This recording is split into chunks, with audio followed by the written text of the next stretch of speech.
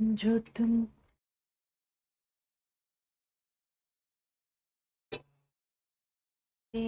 हो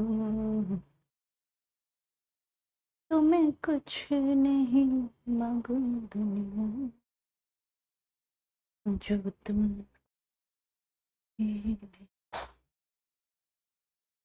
हेलो बच्चा पानी, this is Archana Rathi.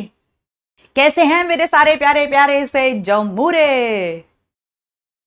Good evening, a very very beautiful good evening to all of you and a very very happy Dhanteras to all of you.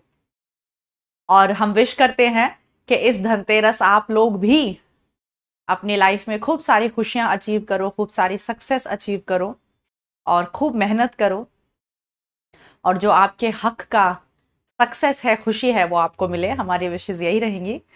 तो और advance में अ very very happy Diwali, क्योंकि आज हमारा lecture है और फिर 31 की दिवाली है। फिर हम दिवाली के बाद ही मिलेंगे। So a very very happy Diwali. खूब मस्ती करना और दिए चलाना और थोड़ी बहुत अपने बैकलॉग भी कंप्लीट कर लेना 1-2 घंटा निकाल के। ये समय ना बहुत प्यारा होता है, मतलब पता है, बचपन से ही पता नहीं कुछ है इस समय में। जो ये दिवाली वाला टाइम आता है ना, जब नवरात्रे शुरू हो जाते हैं और उसके बाद जो त्योहारों की झड़ी लग जाती है, नवरात्रे फिर त्योहार आते जाते हैं, और पूरा ये जो दिवाली का समय होता है 1 महीने का, ये बचपन से ही मुझे इतना प्यारा समय लगता है। एकदम मौसम बदल जाता है, एकदम माहौल में ही पॉजिटिविटी सी लगती है। और मेरी तो पता नहीं, बचपन से मेरी लाइफ में हर साल जब ये टाइम आता है तो एक टर्निंग पॉइंट आता है, a positive turning point. Every year I have noticed this, हर साल। तो इसीलिए मेरे लिए ये वाला जो टाइम है ना, नवरात्रों से लेके ये अ, जब तक ये सारे फेस्टिवल खत्म होते हैं भाई दूज तक, ये time is very very special to my heart. एक तो मौसम इतना प्यारा हो जाता है, दूसरा इतना पॉजिटिविटी रहती है चारों तरफ, इतनी चहल पहल, फुल ऑफ लाइफ। तो आप लोग भी अगर कुछ बच्चे डिमोटिवेटेड फील कर रहे हो या लो इन एनर्जी फील कर रहे हो, तो ये वो समय है जब सब खुश हो जाते हैं। सब सबके अंदर लाइफ आ जाती है, पॉजिटिविटी आ जाती है। तो उम्मीद है बेटा कि ये समय आपकी लाइफ में भी पॉजिटिविटी ला रहा होगा और आप भी अच्छा महसूस कर रहे होंगे, फुल ऑफ एनर्जी। और ये दिवाली का त्योहार आपकी लाइफ में और मोटिवेशन लेकर आए, ताकि आप और जान लगाकर मेहनत करो और अपने जीवन में अच्छा करो। सो चलिए इसी पॉजिटिव नोट से स्टार्ट करते हैं आज के लेक्चर को। आप लोग को भी लगता है क्या कि ये टाइम बहुत अच्छा सा लगता है? मुझे तो बहुत अच्छा लगता है। मतलब सूरज कहते हैं, मेरे हस्बैंड, कि पूरे साल पे इतनी खुश नहीं होती जितने इस 1 महीना खुश होती हूँ। पता नहीं मुझे क्या हो जाता है, इतना खुश, इतना पॉजिटिव। कभी लो फील नहीं करती, कभी नींद नहीं आती, कभी आलस नहीं आता। मतलब ये साल का वो टाइम है जब I am the happiest of my self and I feel full of energy and full of happiness. बहुत ही अच्छा लगता है। और हर साल, क्या पता आपके जीवन में भी आता हो, मतलब ये वो पॉइंट होता है साल का जब कुछ नया होता है। मतलब प्रकृति में भी कुछ नया होता है, जीवन में भी कुछ नया होता है। अगर आप नोटिस करो, मैंने तो हमेशा नोटिस किया है, मेरी लाइफ में कुछ टर्निंग पॉइंट आता है और लाइफ मेरी उसके बाद अगला आने वाला साल यहीं से बदल जाता है। तो मे बी आपके लिए भी ये टर्निंग पॉइंट हो, but this period is my favourite. तो चलिए स्टार्ट करते हैं। आज तो नया चैप्टर स्टार्ट करना है। 12th क्लास के 3 बड़े चैप्टर निपटा दिए हमने। हलवा समझ रहे हो क्या? वही तो 3 चैप्टर 12th क्लास में है। अब तो बाकी थ्योरी बची है, और उस थ्योरी को मजे से पढ़ेंगे, एकदम इंटरेस्ट में, कहानी की तरह। तुम सुनते जाना, मैं बोलती जाऊंगी, और तुम क्लास में ही मस्त याद करते जाना। बाकी के 4 चैप्टर तो यही है। जो मेजर 3 चैप्टर थे, जो टफ थे, लंबे चैप्टर्स थे बहुत, वो हमने खत्म कर लिए हैं। तो पता है तुमने, हमने 75% वॉर खत्म कर लिया है। सिर्फ 25% बचा है, जो और मजे से खत्म करेंगे। तो सिलेबस वेलेबस की टेंशन मत लेना, बस जो 3 चैप्टर हम खत्म कर चुके हैं उन पे अच्छे से पकड़ बना लेना। तो चलिए फिर स्टार्ट करते हैं। नया चैप्टर आज हमें शुरू करना है, लेकिन उससे पहले मैंने आपको कहा था कि हम एक टाइप का क्वेश्चन जो रह गया था कल की क्लास में वो कराऊंगी, कुछ पीवाईक्यूज कराऊंगी। उम्मीद है आप प्रिंसिपल्स वाला चैप्टर रिवाइज करके आए होंगे, और फिर स्टार्ट करेंगे माइक्रोब्स। तो चलो मेरे बच्चों, कंधे सीधे, आंखों में चमक, चेहरे पे स्माइल, बॉटनी कॉपी सामने और एनसीईआरटी बुक सामने। तो चलिए जी, एक टाइप का क्वेश्चन जो रह गया था कि एक टाइप का क्वेश्चन और पूछा जाता है पेडिग्री चार्ट से कि सपोज मैंने आपको कह दिया कि ये जो चार्ट है ये ऑटोजोमल रिसेसिव डिसऑर्डर का चार्ट है। मैंने आपको कह दिया, मैंने आपको बता दिया कि ये चार्ट ऑटोजोमल रिसेसिव चार्ट है, या मैंने सपोज आपको कह दिया कि ये चार्ट जो है ये सिकल सेल अनीमिया का चार्ट है, या फिर मैंने आपको कह दिया कि ये चार्ट जो है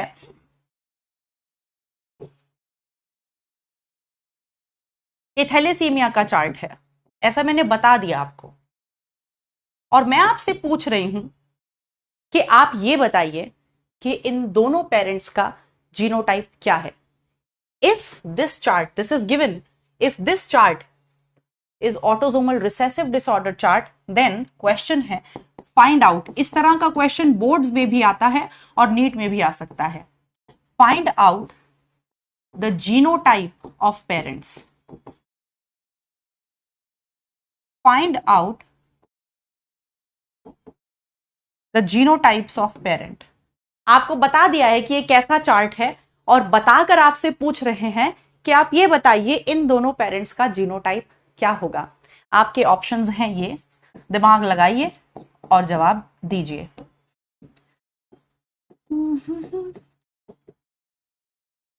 मैंने तेरे लिए ही 7 रंग के सपने चुने। अरे बाबा यार, क्या करती अर्चना यार।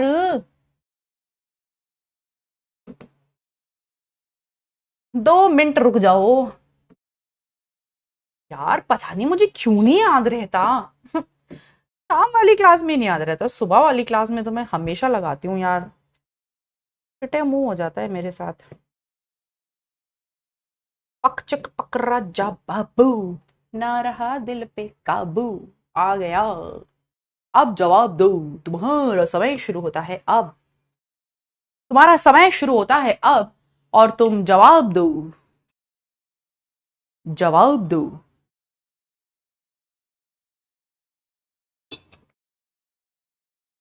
देखते हैं कितने बच्चे इसका सही जवाब देते हैं और अपने दिमाग की घंटी को खोलकर अपने मैडम की मेहनत पर पानी नहीं फेरेंगे। आपको पेरेंट्स का जीनोटाइप बताते हुए बच्चों पर भी ध्यान डालना है कि बच्चे कैसे हैं, ठीक है। पेरेंट्स का जीनोटाइप बताते हुए बच्चों को भी देख लेना कैसे कैसे बच्चे इनके हैं।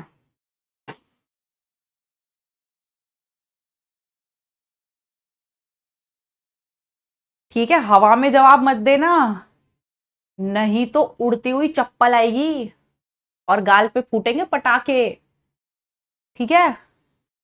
चलो ये देखो, हमें कह दिया ये रिसेसिव डिसऑर्डर है, रिसेसिव डिसऑर्डर का चार्ट है। माने कि हमें पता है कि ऐसे वाले बंदे बीमार होंगे, ऐसे वाले बंदे नॉर्मल होंगे, ऐसे वाले बंदे भी नॉर्मल होंगे। अब ये हमें तय करना है बच्चों को देख के कि कैसे नॉर्मल होंगे। चलिए, कैपिटल ए वाले भी नॉर्मल होंगे, कैपिटल ए स्मॉल ए वाले भी नॉर्मल होंगे। अब मुझे दिख रहा है कि दोनों पेरेंट्स नॉर्मल हैं, बच्चे बीमार भी हैं और नॉर्मल भी हैं। ऐसा करने के लिए मुझे दिमाग लगाना होगा। अगर मैं दोनों को ऐसे वाला नॉर्मल कर दूं, ऐसे वाला नॉर्मल कर दूं, तो ऑब्वियसली इनके सारे बच्चे कैसे होंगे, ऐसे। देख लो, अगर माँ भी ऐसी नॉर्मल है और बाप ऐसा नॉर्मल है तो इनके सारे बच्चे नॉर्मल होंगे। इनका बीमार बच्चा पैदा ही नहीं हो सकता, इसका मतलब गलत। इनके तो बच्चे बीमार भी दिख रहे हैं, इसका मतलब पेरेंट्स का जीनोटाइप ऐसा नहीं है। अगर मैं बाप को ऐसे वाला नॉर्मल मानूं और मां को ऐसे वाला नॉर्मल मानूं तो इनके बच्चे या तो ऐसे होंगे या तो ऐसे होंगे, राइट। क्योंकि ये एक ही तरह का गैमीट बनाएगा और इससे 2 तरह के गैमीट बनेंगे, तो या तो इनके बच्चे कैपिटल ए होंगे या इनके बच्चे कैपिटल ए स्मॉल होंगे, यानी कि केवल नॉर्मल होंगे। लेकिन मुझे तो इनके बच्चे बीमार भी दिख रहे हैं, यानी कि ऐसा भी नहीं हो सकता। अगर मैं मां को ऐसा नॉर्मल बनाऊं और बाप को भी ऐसा नॉर्मल बनाऊं, तो इनके ऐसे बच्चे भी हो सकते हैं, ऐसे बच्चे भी हो सकते हैं और ऐसे बच्चे भी हो सकते हैं। इसका मतलब बीमार भी हो सकते हैं, नॉर्मल भी हो सकते हैं। तो इसका मतलब दोनों, पापा भी ऐसे नॉर्मल है और मम्मी भी ऐसी नॉर्मल है। जब पापा मम्मी ऐसे नॉर्मल होंगे तभी बच्चे बीमार भी हो सकते हैं और नॉर्मल भी हो सकते हैं। तो इसका आंसर होगा 4। तो इस तरह के क्वेश्चन पूछ लिए जाते हैं, हमें कोई चार्ट दे देते हैं और बता देते हैं कि ये चार्ट इस बीमारी का चार्ट है, तो आपको बताना है पेरेंट्स का जीनोटाइप क्या हो सकता है। इसमें आपको दिमाग लगाना होता है बच्चों को देखकर कि बच्चे किस तरह के नजर आ रहे हैं, उस हिसाब से आपको पेरेंट्स का जीनोटाइप प्रिडिक्ट करना होता है, राइट। तो इसका आंसर होगा डी। तो केवल 42% बच्चों ने आंसर सही दिया है, 41% बच्चों ने आंसर सी दिया। 40, ये मिटा कैसे, 41% बच्चों ने आंसर क्या दिया है, सी दिया है। क्यों बेटा सी कैसे हो जाएगा? अगर सपोज फादर ऐसे हैं, मदर ऐसी है, तो इनके तो सारे बच्चे नॉर्मल होंगे, या तो ऐसे या तो ऐसे, पर बच्चे तो हमें बीमार भी दिख रहे हैं। तो जो ये 41% बच्चों ने सोचा है, ये गलत सोचा है। उम्मीद है आपको समझ में आ गया होगा कि कैसे गलत सोचा है। तो सूरज, ओके, कहना, तस्नीम, तरनप्रीत, युक्ता, बरकत, आयुषी, अस्मा, इशफाक एंड महक, इन्होंने सही जवाब दिया है। तो इस तरह के क्वेश्चंस आते हैं, दिमाग लगा के बता देना। चलिए अब स्टार्ट करते हैं हम PYQs। तो सारे बच्चे अपनी कुर्सी की पेटी बांध लो, फटाफट से सारे बच्चे अपने दिमाग को तैयार कर लो। पोल पे पोल, पोल पे पोल, पोल पे पोल करेंगे, दिमाग लगा के सही जवाब देंगे और मुझे पिस ऑफ नहीं करेंगे।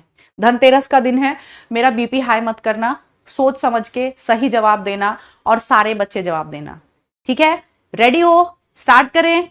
चलो, तो अब हमारा PYQs का सिलसिला चालू होता है। बहुत अच्छे PYQs आपके लिए छांट कर लाई हूं, जिससे आपको आइडिया होगा इस चैप्टर से किस तरह के क्वेश्चन आते हैं। स्ट्रिक्टली एनसीईआरटी बेस्ड और सिंपल क्वेश्चंस आते हैं, बट थोड़े ट्रिकी आते हैं जहां आपको थोड़ा सा दिमाग लगाना पड़ेगा।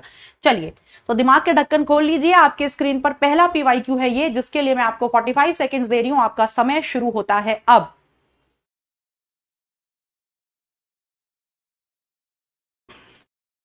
यहां पे आपको डिसऑर्डर्स दिए हुए हैं और आपको मैच द कॉलम करने हैं। डाउन सिंड्रोम में कौन सा क्रोमोसोम इन्वॉल्व होता है, अल्फा थैलेसीमिया में कौन सा, बीटा थैलेसीमिया में कौन सा और क्लाइनफेल्टर में कौन सा। मुझे उम्मीद है कि इस पोल का रिजल्ट 90% के लगभग आएगा और मुझे अपने बैच के बच्चों पर भरोसा है कि वो सोच समझकर जवाब देंगे और मुझे दिवाली का गिफ्ट देंगे। आपको आज के PYQs में अच्छा परफॉर्म करना है बेटा, प्लीज, यही मेरा दिवाली गिफ्ट होगा।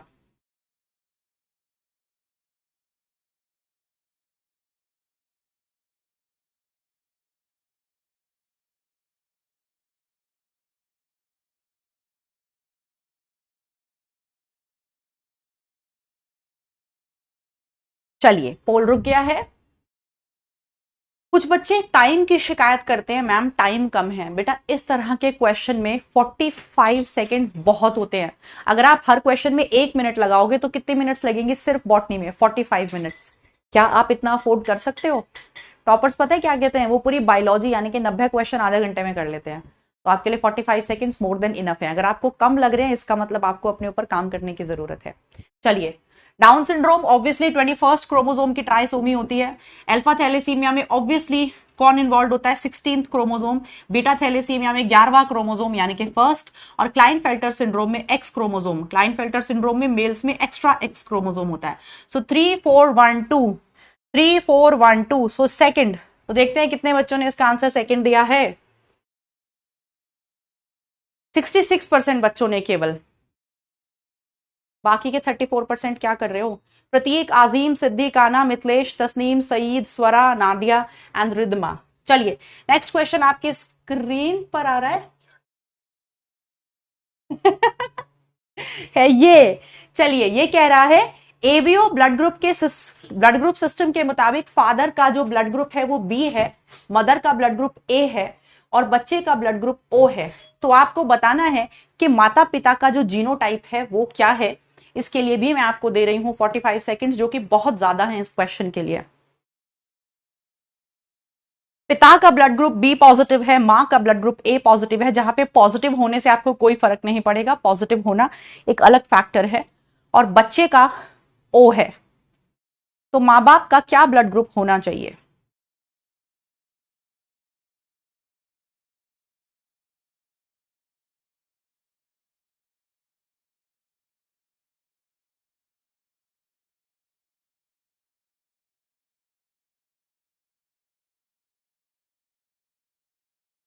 तीनों का बताना है, तीनों का ब्लड ग्रुप बताना है, बाप का भी, मां का भी और बच्चे का भी। Their respective genotype can be, respective मतलब जिस ऑर्डर में आपसे पूछा गया है उसी ऑर्डर में आपको जीनोटाइप बताना है।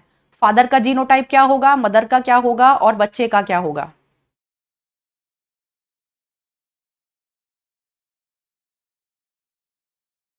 चलिए देखते हैं। ऑब्वियसली सोचने की बात है कि बच्चा ओ ब्लड ग्रुप वाला कब हो सकता है? जब उसके पास दोनों रिसेसिव जीन हो, यानी कि स्मॉल आई और स्मॉल आई, राइट। ऐसा होने के लिए बाप के पास भी स्मॉल आई होना चाहिए, मां के पास भी स्मॉल आई होना चाहिए, तब जाकर बच्चे में स्मॉल आई आएगा, यानी कि ओ ब्लड ग्रुप होगा। तो बाप का बी ब्लड ग्रुप कैसा होना चाहिए? आई बी स्मॉल आई, मां का आई ए स्मॉल आई, और बच्चा जो होगा तब जाकर ऐसा होगा। तो i b i, i a i, small i small i. हाँ ये वाला ए, तो आंसर हो जाएगा ए। तो चूज द मोस्ट अप्रोप्रिएट। तो बी तो नहीं हो सकता, देखो आई भी तो नहीं हो सकता, गलत। फादर का आई भी नहीं हो सकता, फादर का आई नहीं, क्योंकि हमसे पूछा है रिस्पेक्टिव जीनोटाइप, हमें इसी ऑर्डर में देखना है। रिस्पेक्टिव का मतलब क्या होता है? इसी ऑर्डर में देखना है, पहले बाप का, फिर मां का, फिर बच्चे का। तो बाप का जीनोटाइप केवल और केवल यही पॉसिबल है, मां का जीनोटाइप केवल और केवल यही पॉसिबल है। ऐसा केस हमें केवल कहां दिखाई दे रहा है? ए। सो इसका आंसर हो जाएगा a only, that means answer is 4। बाप रे।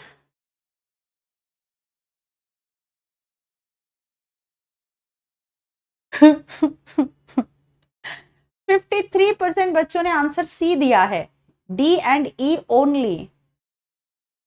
क्यों गधे हो रहे हो?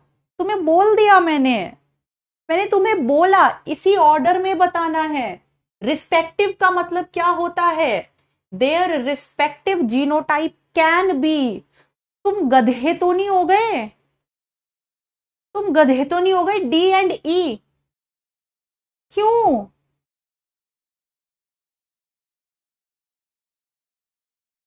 उसने बोला एबीओ ब्लड ग्रुप सिस्टम है, बाप का ब्लड ग्रुप बी है, मां का ए है, बच्चे का ओ है।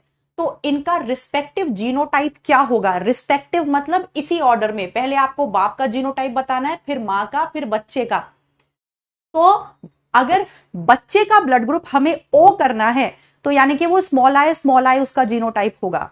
ऐसा होने के लिए बाप के पास भी एक स्मॉल आई होना चाहिए, मां के पास भी, यानी कि बाप का ब्लड ग्रुप ऐसा बी होगा और मां का ऐसा होगा। तो कैसे डी और ई दिखा दिया? 53% बच्चों ने कहा है डी और ई में। गधे हो क्या? बाप का जीनोटाइप, बाप का ब्लड ग्रुप बी पॉजिटिव दे रखा है, जीनोटाइप आई ए हो जाएगा, और बच्चे का जीनोटाइप आई ए कर दिया। आई का तो ए होगा ना, ए ब्लड ग्रुप वाला। ये कहां से? तो इसको तो गधा भी आंसर नहीं कर सकता, तुमने जो आंसर किया है।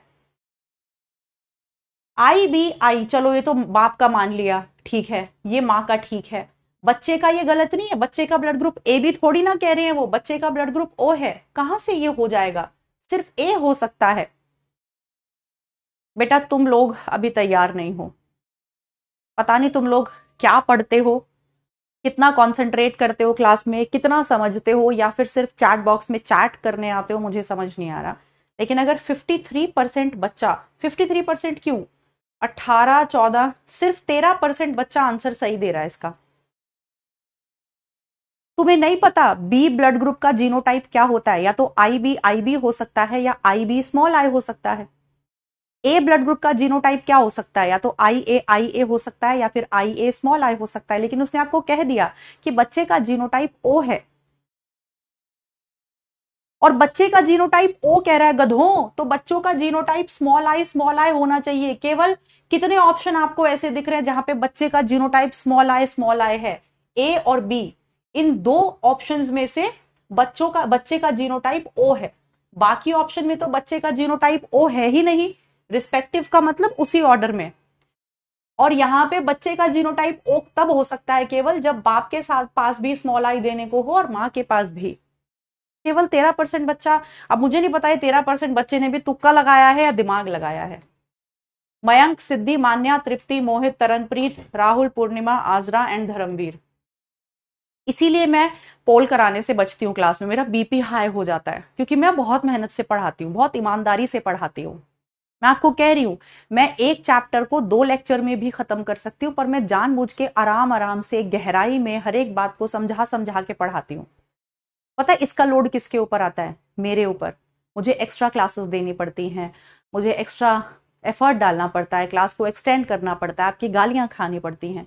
उसके बाद भी मैं आराम आराम से पढ़ाती हूँ, ताकि आपको अच्छे से समझ में आए, कोई बात छूट ना जाए। ऐसा नहीं है कि मैं जल्दी नहीं पढ़ा सकती या कम लेक्चर्स में नहीं खत्म कर सकती चैप्टर, पर आप इस बात को समझते नहीं हो बेटा। जब टीचर पोल कराता है और इस तरह के आंसर बच्चा देता है, तो पता है टीचर पे क्या बीतती है? यार हम तो इतनी मेहनत से पढ़ा रहे हैं, अपने ऊपर लोड लेके। हमें बोला भी जाता है सामने से, टीम से, कि मैम आपके लेक्चर एक्सटेंड हो रहे हैं, और आप फिर भी ऐसे आंसर देते हो। तो फिर पता है क्या मन में आता है कि यार क्यों मेहनत करनी है, फटफट से पढ़ा के छुट्टी करो ना इन्हें। इन्हें फिर भी वही जवाब देने हैं फिर भी। बताओ, गलत बात है ना बेटा?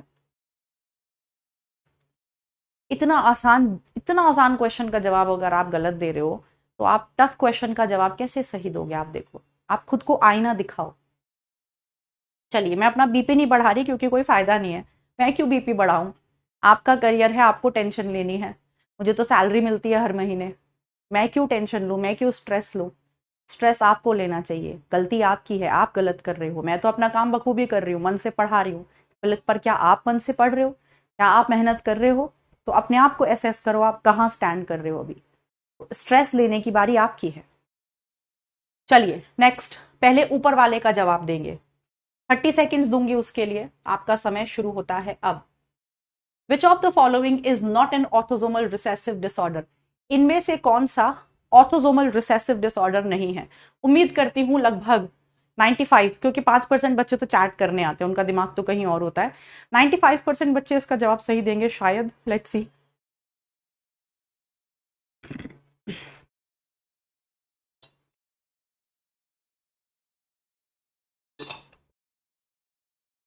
आपके कहने पर मैं पीवाईक्यूज लेकर आई हूँ।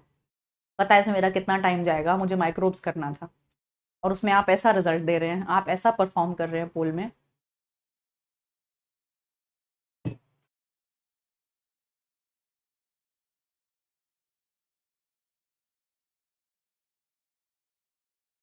चलिए देखते हैं। ऑब्वियसली हीमोफीलिया एक एक्स लिंक्ड डिसऑर्डर है, ऑटोजोमल नहीं। 65% बच्चों ने सिर्फ सही जवाब दिया है। अजीम, सिद्धि, श्रुति, ओमकार, मयंक, काना, नाडिया। चलो ये हर बार नहीं देखते, एक बार में ही लीडर बोर्ड देखेंगे, क्योंकि बहुत टाइम जाएगा, माइक्रोब्स भी स्टार्ट करना है। चलिए नेक्स्ट क्वेश्चन आपके स्क्रीन पर आ रहा है, ये 30 सेकंड्स मिलेंगे। 30 सेकंड से पहले ही पोल बंद करूंगी, फटाक से जवाब दीजिए। ABO blood group is an example of. जो एबीओ ब्लड ग्रुप सिस्टम आप देखते हैं वो किस चीज का एग्जाम्पल है? Incomplete dominance, multiple allelism, pleiotropy या लिंकेज?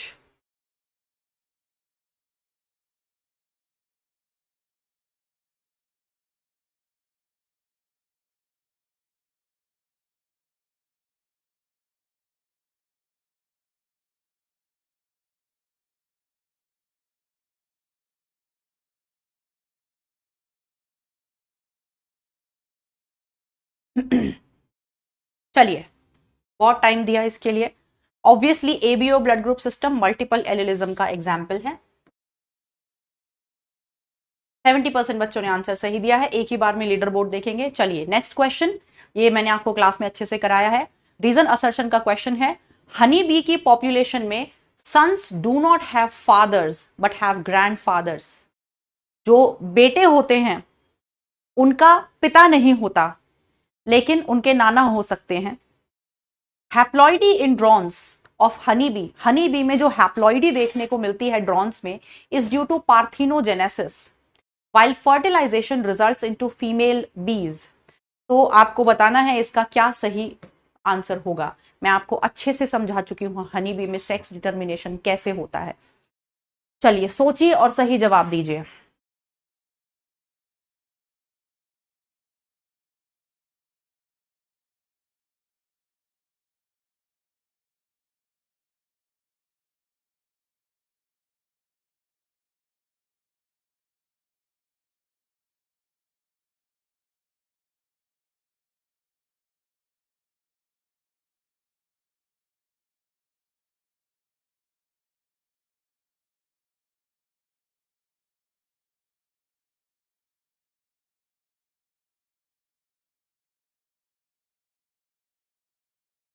ये सारे 2024 के क्वेश्चन हैं, इसी साल आए हुए क्वेश्चंस हैं। इस चैप्टर से काफी क्वेश्चन आते हैं, काफी एनसीईआरटी बेस्ड, एनसीईआरटी की लाइंस से उठाकर सवाल भी बनाए जाते हैं, ट्रिकी सवाल बनाए जाते हैं, आसान क्वेश्चन आते हैं, बस आपको समझना होता है। ऑब्वियसली इसका आंसर क्या होगा, ये कह रहे हैं हनी बी में बेटे जो होते हैं उनका पिता नहीं होता। ऑब्वियसली हनी बी में जो बेटा होता है वो कैसे पैदा होता है, जब फीमेल गैमीट बिना फर्टिलाइजेशन के क्या बना लेता है, एम्ब्रियो बना लेता है। तो ऑब्वियसली जो बेटे होते हैं उनकी केवल मां होती है, वो पार्थिनोजेनेसिस से पैदा होते हैं। उनके नाना हो सकते हैं क्योंकि उनकी जो मां है, मां कैसे बनी होगी, मां पिता, मां को बनने के लिए, बेटी को बनने के लिए पिता और मां दोनों की जरूरत होती है, लेकिन बेटा सिर्फ मां से आता है। तो बेटे का पिता नहीं होता, नाना होता है, ये बात सही है। और इसका ये नीचे वाली बात करेक्ट रीजन भी है, क्योंकि जो बेटे होते हैं वो सीधा फीमेल गैमीट से आते हैं, पार्थिनोजेनेसिस से, लेकिन जो बेटियां पैदा होती हैं वो फर्टिलाइजेशन से होती हैं। तो दोनों ही बात सही है और नीचे लिखी बात ऊपर लिखी हुई बात का कारण भी है। So both and R true and R is the correct explanation of A. तो 73% बच्चों ने आंसर सही दिया है, वेरी गुड। चलिए नेक्स्ट आगे चलते हैं। पहले ऊपर वाला क्वेश्चन करेंगे, ये भी 2024 का क्वेश्चन है और इसके लिए मैं आपको दे रही हूं 30 सेकेंड्स अगेन। वो पूछ रहा है, in a plant black seed colour is dominant over white seed colour. Black seed जो कलर होता है, ब्लैक सीड का जीनोटाइप कैपिटल बी भी हो सकता है, कैपिटल बी स्मॉल बी भी हो सकता है। व्हाइट सीड का कलर स्मॉल बी है। ये कह रहा है आपको पता लगाना है कि जो ब्लैक सीड का कलर है वो कैपिटल बी है या कैपिटल बी स्मॉल बी है। तो आप इसका क्रॉस, ब्लैक सीड कलर का क्रॉस किसके साथ कराएंगे ताकि आपको ये पता चल जाए कि वो ब्लैक सीड कैसा है, कैपिटल बी वाला ब्लैक सीड है या कैपिटल बी स्मॉल बी वाला ब्लैक सीड है। सवाल समझने की भी कला होती है। सवाल हर किसी को समझ नहीं आता, जिसको सवाल समझ आता है वही सवालों को सॉल्व कर सकता है। ऑब्वियसली यहां पर किसकी बात हो रही है, यहां टेस्ट क्रॉस की बात हो रही है। कुछ बच्चों ने दिमाग लगा लिया होगा लेकिन कुछ के पास शायद है ही नहीं, या है तो वो लगाना नहीं चाहते। आपको याद है मैंने आपको टेस्ट क्रॉस पढ़ाया था और समझाया था कि टेस्ट क्रॉस की यूटिलिटी क्या होती है, टेस्ट क्रॉस की जेनेटिक्स में इंपॉर्टेंस क्या होती है, कि अगर आपके पास कोई अननोन जीनोटाइप वाला बंदा दे दिया, याद है आपको मैंने समझाया था कि बाहर से कोई पेड़ टॉल दिखाई दे रहा है, वो कैपिटल टी भी टॉल हो सकता है, कैपिटल टी स्मॉल टी भी टॉल हो सकता है। हमें पता लगाना है कि वो कैसा टॉल है, हमें उसका जीनोटाइप पता लगाना है, तो हम उसका टेस्ट क्रॉस करेंगे। तो आंसर होगा ए। बहुत कम बच्चों ने आंसर सही दिया होगा, मुझे पूरी उम्मीद है केवल 13% बच्चों ने आंसर सही दिया है, क्योंकि बाकी बच्चे पढ़ नहीं रहे हैं। आप लोग नहीं पढ़ रहे हो बेटा, लक्ष्य 2.0 बैच के बच्चे नहीं पढ़ रहे हैं और ये पता चलता है, मुझे समझ में आता है। तो प्लीज इट्स हाई टाइम, पढ़ना शुरू कर दो। मैंने आपको इसकी भाषा समझा दी। अगर आप खुद से ये सवाल पढ़ के सॉल्व करते तो आपसे जन्मों तक ये सवाल होना नहीं था। ये सवाल क्या पूछ रहा है मैंने आपको भाषा समझा दी, तब भी आप सही जवाब नहीं दे पाए। क्वेश्चन क्या कह रहा है कि ब्लैक सीड का कलर जो है, ब्लैक सीड कलर वो डोमिनेंट फिनोटाइप है और white seed colour recessive phenotype है। अगर हमें यह बताना है कि जो ब्लैक सीड का प्लांट है, जो काला बीज है, उसका जीनोटाइप कैसा है, उसका जीनोटाइप कैसा है, हमें सिर्फ ये पता है कि उसका बीज काला है, वो बाहर से हमें उसका बीज काला नजर आ रहा है, लेकिन ये नहीं पता कि वो कैसा काला है, कैपिटल बी या कैपिटल बी स्मॉल बी, हमें उसका जीनोटाइप पता लगाना है। तो इसे कैसे करते थे हम? टेस्ट क्रॉस से बताते थे, यानी कि इसका क्रॉस हम रिसेसिव जीनोटाइप वाले से कराएंगे। तो आंसर होगा ए। चलिए नीचे वाला क्वेश्चन है, इसके लिए मैं आपको फिर से 45 सेकेंड्स दे रही हूं, इसे खुद से पढ़ो और सॉल्व करो। अगर मैं तुम्हारे लिए सवाल पढ़ूंगी तो तुम अपना दिमाग कैसे लगाओगे? खुद से सॉल्व करो। यहां पे एक्स एक्स एक्स वाई होगा। ये एनिमल किंगडम में X X X Y mechanism देखने को मिलता है, लेकिन क्रोमोसोमल सेक्स डिटर्मिनेशन जो है वो और भी कई तरीके का होता है। X X XO, Z Z Z W, Z Z Z O और हैप्लोडिप्लॉइडी। आपको ये सब का एग्जाम्पल देना है रेस्पेक्टिवली। रेस्पेक्टिवली का मतलब क्या होता है? इसी ऑर्डर में, किसमें एक्स एक्स एक्सओ होता है, किसमें जेड जेड जेड डब्ल्यू होता है, किसमें जेड जेड जेड ओ होता है और किसमें हैप्लोडिप्लॉइडी होती है। ये चारों आपको इसी सेम ऑर्डर में बताने हैं।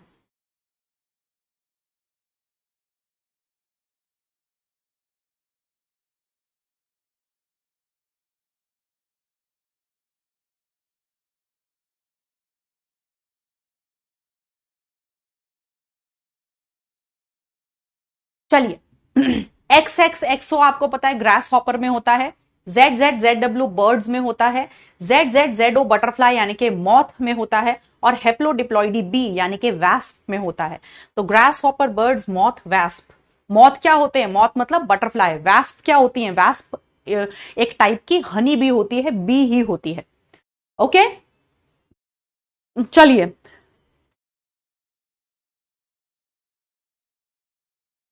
तो देखते हैं कितने बच्चों ने इसका आंसर 2 दिया है। 37% बच्चों ने केवल आंसर सही दिया है। बहुत बढ़िया कर रही हो बेटा। आपका पोल रिजल्ट देख के मुझे बहुत ही मजा आ रहा है। ऐसा लग रहा है कि आप लोग कितनी मेहनत कर रहे हो। टेंशन मत लो, आगे आने वाले चैप्टर्स में अब मैं भी इसी मेहनत से पढ़ाऊंगी। चलिए, जिस मेहनत से आप पढ़ रहे हैं, क्योंकि कोई फायदा नहीं है आपके साथ घिस घिस के मर मर के आपको पढ़ाओ। ना तो आपको क्लास में सुनना होता है, मुझे पता है आप इस बैच का बच्चा ना तो क्लास में ध्यान से सुनता है, ना वो क्लास के बाद रिकॉर्डेड लेक्चर में ध्यान से सुनता है, क्योंकि बॉटनी कौन पढ़ता है ना। और ना ही आप टेस्ट अच्छे से दे रहे हो, ना आप टेस्ट में बहुत अच्छा परफॉर्म कर रहे हो, और ना ही आप पोल्स में अच्छा परफॉर्म करते हो। तो समझ लो आप कहाँ स्टैंड कर रहे हो। मैं आपको धनतेरस के दिन डिप्रेशन नहीं दे रही हूँ, धनतेरस के दिन आपको आईना दिखा रही हूँ ताकि आप सुधर जाओ। चलिए, और आपको इसमें अगर कंफ्यूजन हो भी रहा था तो ये तो 100% ग्रास हॉपर में होता है, ये तो याद होगा। एक्स एक्स एक्स हो, Z Z Z W birds में होता है, ये तो 100% याद होगा। और ये केवल इसी ऑप्शन में है। तो थोड़ा दिमाग और कॉमन सेंस लगाओ तो सवाल सॉल्व हो भी जाए। नेक्स्ट, ये तो तुमसे होगा ही नहीं, कराने का फायदा ही नहीं है। जब तुमसे टुच्चे सवाल नहीं हो रहे तो तुमसे अच्छे सवाल कैसे हो जाएंगे? छोड़ो, नहीं करा रही। चलो माइक्रोब्स इन ह्यूमन वेलफेयर पे चलते हैं, या करना है? चलो देखते हैं इसे कितने बच्चे कर सकते हैं। इसके लिए मैं तुम्हें, तुम भी क्या याद रखोगे इसके लिए? मैं तुम्हें पूरा 1 मिनट दे रही हूं। अपनी जितनी ताकत है, जितना दिमाग है, मुझे पता है तुम्हारा दिमाग थोड़ा सा टेंशन में आ जाएगा, पर चलो सवाल को समझ के देखते हैं कौन बच्चा इसको सही बता देगा। 1 मिनट है, पढ़ो सवाल को और करो।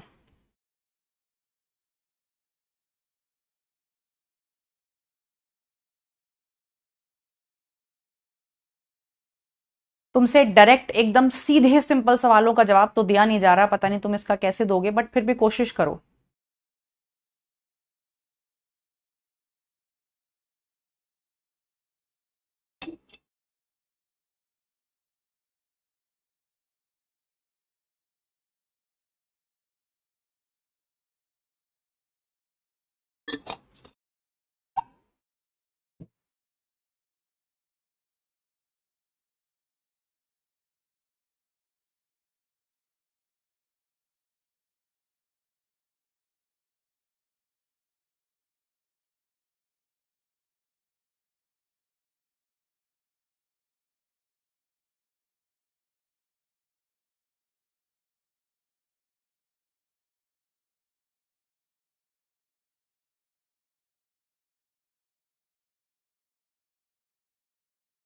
चलिए,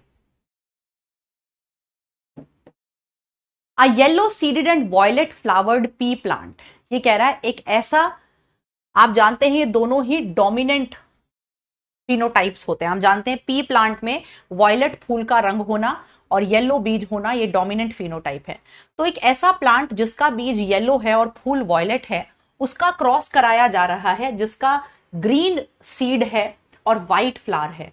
ऐसा कराने पर जो बच्चे हैं, जो इनके बच्चे पैदा हुए, उनमें 4 अलग तरह के फिनोटाइप्स देखने को मिल रहे हैं। तो आपको बताना है कि जो yellow seeded violet flowered parent है वो कैसा होगा। Yellow seeded violet flowered parent कैसा होगा, ठीक है। 4 तरह के जीनोटाइप मिल रहे हैं, 4 तरह के फिनोटाइप मिल रहे हैं, सॉरी। तो yellow seeded violet flowered pea plant was crossed with a green seeded white flowered pea plant. The progeny showed plants with 4 different phenotypes. The yellow seeded and violet flowered parent must be, सवाल समझ में आया? एक yellow seeded violet flowered है और एक green seeded white flowered है। Green seeded white flowered तो ऑब्वियसली कैसा होगा, small Y small Y small W, ये तो ऐसा हो गई। इसका क्रॉस किसके साथ कर रहे हैं हम इसका क्रॉस कर रहे हैं येलो सीडेड वाले के साथ। हमें पता है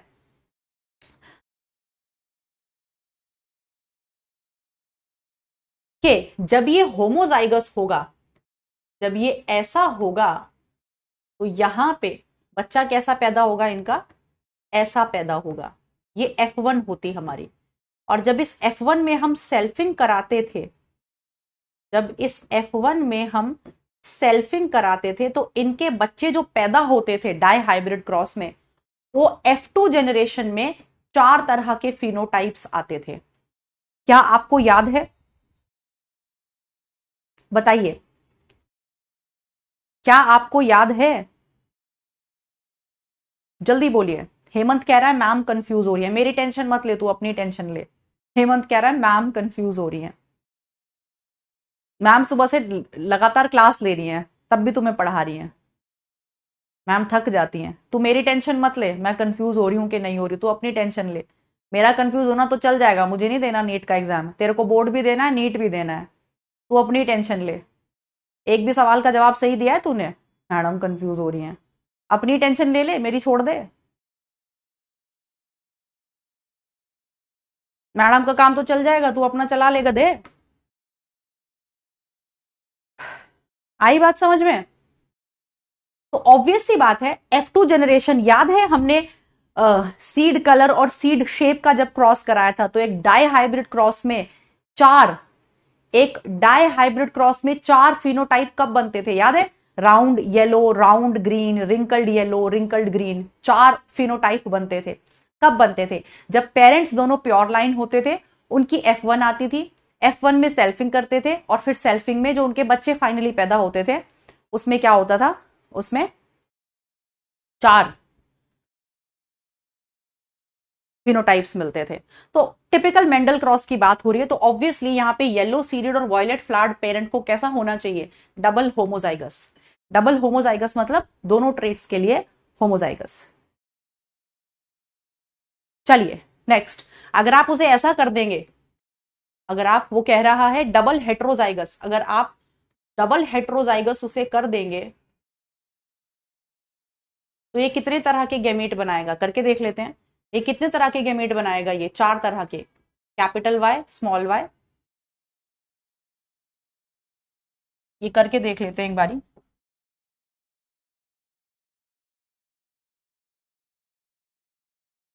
ये कितने तरह के गैमेट बनाएगा? Capital Y capital W, capital Y small W, small Y capital W, और small Y small W. Okay. और इससे सिर्फ एक ही तरह का गैमीट बनेगा, that is small Y small W. तो एक बार इनकी सबके साथ क्रॉस करना। इसकी इसके साथ करोगे तो क्या आएगा? Capital Y small Y capital W small W.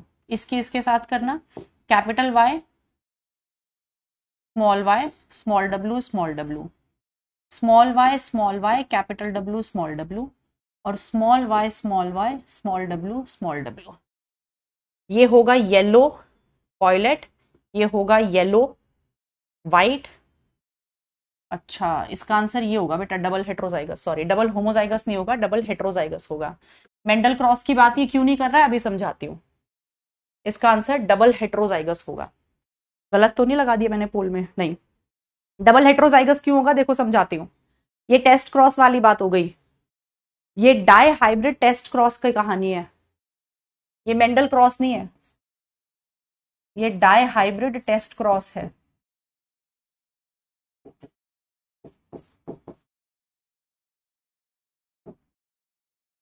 ये मेंडल का क्रॉस क्यों नहीं है? क्योंकि इसने सेल्फिंग की बात नहीं करी यहां पे। हम इसको मेंडल का क्रॉस समझ सकते थे, हम इसको मेंडल का क्रॉस समझ सकते हैं, पर इसमें सेल्फिंग की बात इसने करी नहीं है।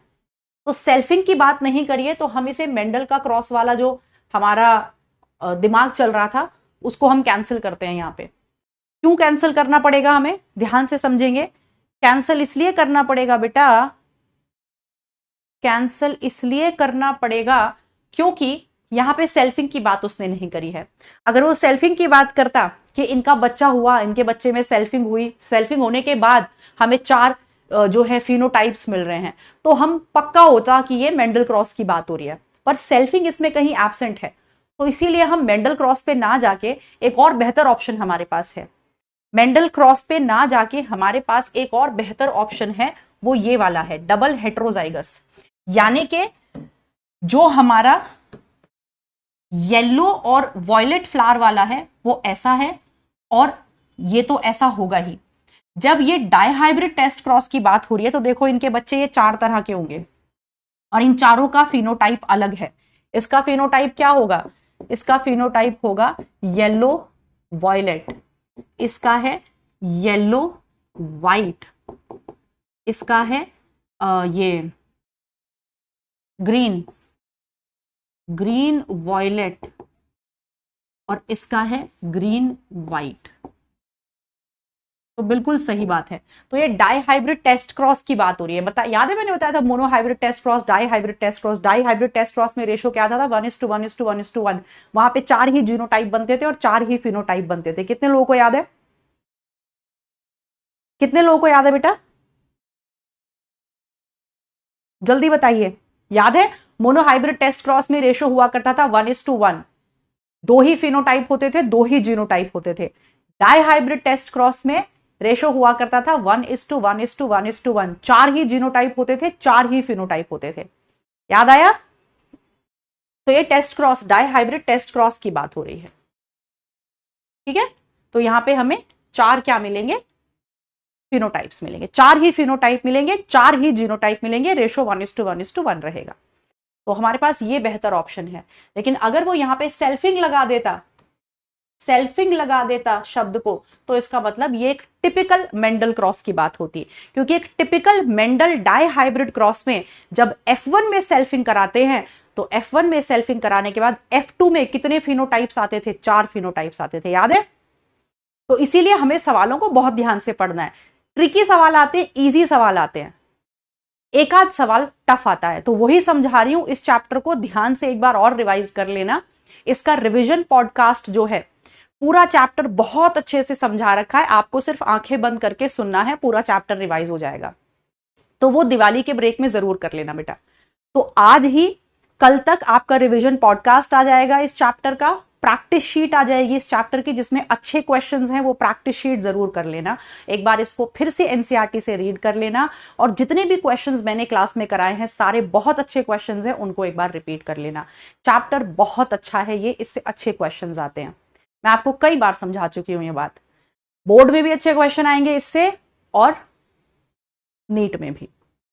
आपने जैसा पोल में परफॉर्म किया, आपको समझ में आ गया होगा कि इस चैप्टर पे अभी आपका होल्ड नहीं है। तो दिवाली की छुट्टी में थोड़ा टाइम निकाल के इस चैप्टर पे अपना होल्ड बना लेना बेटा, प्लीज मेरी रिक्वेस्ट है। पॉडकास्ट सुन लेना, प्रैक्टिस शीट कर लेना, सारी डीपीपीज एक बार और लगा लेना, और क्लास के अंदर जो हमने क्वेश्चन सॉल्व किए हैं उन्हें एक बार और सॉल्व कर लेना, और एनसीईआरटी रीड कर लेना। ठीक है बच्चों, प्लीज कर लेना, रिक्वेस्ट है। एक हम्बल रिक्वेस्ट है, इसको अपनी मैम का दिवाली गिफ्ट समझ लेना कि आपने अपनी मैम को दिवाली गिफ्ट दे दिया, मुझ तक पहुंच जाएगा। अगर मेरे बच्चे ईमानदारी से अपना काम करेंगे तो मुझ तक आपका गिफ्ट पहुंच जाएगा। चलिए, तो लीडरशिप, अच्छा इसका आंसर 2 देखते हैं कितने बच्चों ने लगाया है। 17% बच्चों ने लगाया है केवल। लीडरशिप बोर्ड देख लेते हैं। अजीम ने सारे ही क्वेश्चन का आंसर सही दिया है, वेरी गुड। शिवा, रोहित, आयशा, वंशिका, हर्ष, भूमिका, आराधना, उमुल एंड जोया। चलिए बहुत बढ़िया बेटा। तो चलिए फिर स्टार्ट करते हैं नया चैप्टर। आ जाइए, नया चैप्टर हमारा है माइक्रोब्स इन ह्यूमन वेलफेयर। इस चैप्टर से 2 या 3 क्वेश्चन आने की संभावना होती है और बिल्कुल strictly example based, NCERT based questions आते हैं, सिंपल क्वेश्चंस। चलिए जी, डिस्कस करते हैं माइक्रोब्स इन ह्यूमन वेलफेयर। जो माइक्रोब्स हैं, माइक्रोब्स कौन होते हैं बेटा? माइक्रो ऑर्गेनिजम्स, छोटे छोटे ऑर्गेनिजम्स, राइट? तो माइक्रोब्स होते हैं एकदम छोटे छोटे ऑर्गेनिजम्स।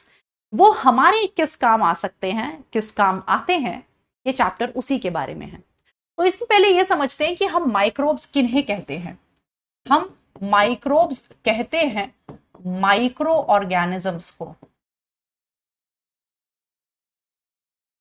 हम माइक्रोब्स कहते हैं माइक्रो ऑर्गेनिजम्स को जो हमारे काम आते हैं। मैम माइक्रो ऑर्गेनिजम्स कौन कौन हो सकते हैं? बेटा माइक्रो ऑर्गेनिजम्स बैक्टीरिया हो सकते हैं, साइनोबैक्टीरिया होते हैं जिन्हें आप ब्लू ग्रीन एल्गी के नाम से जानते हैं। ये किसके मेंबर हैं? आप जानते हैं, ये 11th क्लास में आपने पढ़ा होगा। These are the members of kingdom Monera. ये यूनिसेल्यूलर प्रोकैरियोट्स होते हैं, प्रोकैरियोट्स होते हैं और यूनिसेल्यूलर होते हैं। जानते हैं ना, सारे बैक्टीरिया यूनिसेल्यूलर होते हैं और उनका सेल सिंपल होता है। तो बैक्टीरिया सारे ब्लू ग्रीन एल्गी माइक्रोब्स में आते हैं। फिर आपके जितने भी प्रोटोजोन्स हैं, अमीबा, पैरामीशियम, राइट, जितने भी आपके किंगडम प्रोटिस्टा के मेंबर्स हैं, जो आपके डाई एटम्स हैं, डाइनोफ्लैजेलेट्स हैं, तो यानी के किंगडम प्रोटिस्टा आपने पढ़ा होगा। किंगडम प्रोटिस्टा में कौन कौन आते हैं? यूनिसेल्यूलर यूकैरियोट्स आते हैं सारे, यूनिसेल्यूलर यूकैरियोट्स आते हैं सारे। इसमें बहुत सारे ऑर्गेनिजम्स आते हैं, diatoms, dinoflagellates, euglena, amoeba, paramecium, अलग अलग तरह के ऑर्गेनिजम्स। फिर इसके बाद आता है हमारी फंजाई। फंजाई अलग अलग तरह की फंजाएं हैं जो बहुत बड़ी नहीं होती हैं। माइक्रो का मतलब क्या होता है? माइक्रो मतलब छोटे छोटे ऑर्गेनिजम्स जो बहुत बड़े नहीं हैं, हमारी तरह बहुत बड़े ऑर्गेनिजम्स नहीं हैं। फंजाई भी माइक्रोब्स में काउंट होती है और बहुत काम आती है। और यहां पे वायरसेस भी आते हैं, वायरसेस जो कि अलग अलग तरह के होते हैं। वायरसेस वायरॉइड्स भी हो सकते हैं, प्रायॉन्स भी हो सकते हैं। और वायरसेस को किसी भी किंगडम में नहीं रखा गया है, वायरसेस को किसी भी किंगडम में कोई जगह नहीं दी गई है, क्योंकि वायरस जो हैं वो लिविंग ऑर्गेनिज्म नहीं होते हैं। एक होस्ट सेल के बाहर वायरस की कोई अस्तित्व नहीं है, तो हम उसे एक लिविंग सेल नहीं कहते हैं, इसीलिए उसे किसी भी किंगडम में कोई जगह नहीं दी गई है। तो ये सारे organisms, bacteria, cyanobacteria, protozoans, amoeba, paramecium, अलग अलग तरह के वायरसेस, फंजाई, ये सब हमारे किस काम आते हैं? This chapter is all about that. Okay, चलिए, तो एनसीईआरटी में माइक्रोब्स का एक डायग्राम दे रखा है, वो एक बार देख लेते हैं बेटा।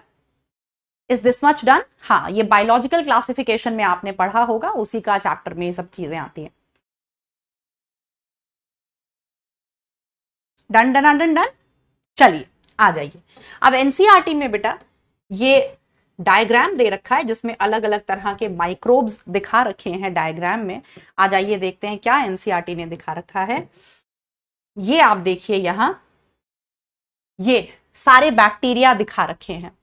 इसमें ऊपर वाला जो बैक्टीरिया है ये रॉड शेप्ड बैक्टीरिया है जिसको बैसिलस कहते हैं, आपको शायद धुंधला धुंधला याद हो। फिर ये वाला जो है ये स्फेरिकल शेप का बैक्टीरिया है जिसको कोकस कहते हैं, और ये भी आपको रॉड शेप बैक्टीरिया दिखा रखा है जिसमें इसके फ्लैजिला दिखा रखे हैं। तो सबसे मेजर टाइप का जो बैक्टीरिया होता है, मेजॉरिटी ऑफ बैक्टीरिया कौन सी शेप के होते हैं, सिलेंड्रिकल शेप के होते हैं जिन्हें हम बैसिलस कहते हैं। तो ये हमने बायोलॉजिकल क्लासिफिकेशन में ही पढ़ा था कि बैक्टीरिया अलग अलग शेप के हो सकते हैं, वो रॉड शेप के हो सकते हैं, वो स्फेरिकल शेप के हो सकते हैं, वो कॉमा शेप के हो सकते हैं, और वो आपके स्पाइरलम शेप के हो सकते हैं। याद है ना, बायोलॉजिकल क्लासिफिकेशन में पढ़ा था। तो अलग अलग शेप के बैक्टीरिया होते हैं जो हमारे काफी काम आते हैं। जैसे एक बैसिलस, एक रॉड शेप का बैक्टीरिया जो बहुत फेमस है, दैट इज लैक्टोबैसिलस, जो हमारे बहुत काम आता है, दही जमाने के काम आता है, दिमाग की नहीं। दिमाग की दही तो आप जमाते हो, आप बैक्टीरिया से कम थोड़ी ना हो। पोल में गंदा परफॉर्म करके आपने मेरे दिमाग की दही तो जमाई है अभी। और क्या किया है बताओ, तुम माइक्रोब्स से कम थोड़ी ना हो। You are microbes in human welfare का उल्टा क्या होगा, तुम अपने टीचर का बीपी हाई करने के लिए ये काम करते हो, और ये बेचारे फायदे के लिए कर रहे हैं। तो lactobacillus is a bacillus bacteria, it's a rod shaped bacteria. सबसे ज्यादा जो बैक्टीरिया होते हैं वो इसी शेप के होते हैं, रॉड शेप के ही बैक्टीरिया सबसे ज्यादा पाए जाते हैं। तो लैक्टोबैसिलस उसी शेप का बैक्टीरिया है। एक स्ट्रेप्टोकोकस होता है, स्ट्रेप्टोकोकस भी यहां पे देखना, स्ट्रेप्टोकोकस योगर्ट बनाने के काम आता है, चीज बनाने के काम भी आता है। तो ये कैसा बैक्टीरिया है, ये स्फेरिकल शेप का बैक्टीरिया है, कोकस बैक्टीरिया है। तो अलग अलग शेप के बैक्टीरिया होते हैं जो अलग अलग हमारे वेलफेयर में काम आते हैं। चलिए फिर यहां आप देख रहे हैं, यहां इन्होंने वायरस को दिखाया है इस वाले में। ये जो आपको दिखाई दे रहा है ये T2 बैक्टीरियोफाज है। ए वाले डायग्राम में जो आपको दिखाई दे रहा है ये T2 बैक्टीरियोफाज है। कितने बच्चों को याद है T2 बैक्टीरियोफाज, कहां पढ़ाया था मैंने ये, जल्दी से चैट बॉक्स में बताओ T2 बैक्टीरियोफाज के बारे में मैंने कहां पढ़ाया था, कितने बच्चों को याद है, फट से बताओ। याद है, हर्शे और चेज के एक्सपेरिमेंट में पढ़ाया था T2 बैक्टीरियोफाज। तो ये एक तरह का वायरस होता है जो बैक्टीरिया को अटैक करता है, याद है ना, रिमेंबर। तो बैक्टीरियोफाजेस ऐसे बैक्टीरिया, ऐसे वायरसेस होते हैं जो बैक्टीरिया पर अटैक करते हैं। तो इसकी शेप देखो कितनी यूनिक होती है। इसमें ऊपर क्या होता है, हेड होता है, बीच में कॉलर होता है, और फिर इसके पास टेल्स पिन होते हैं जिनसे ये जो है बैक्टीरियल सेल को भेद कर उसके अंदर चला जाता है। फिर ये वाला जो आपको दिखा रखा है सेकंड, ये एडिनो वायरस है। सेकंड जो दिखा रखा है ये एडिनो वायरस है।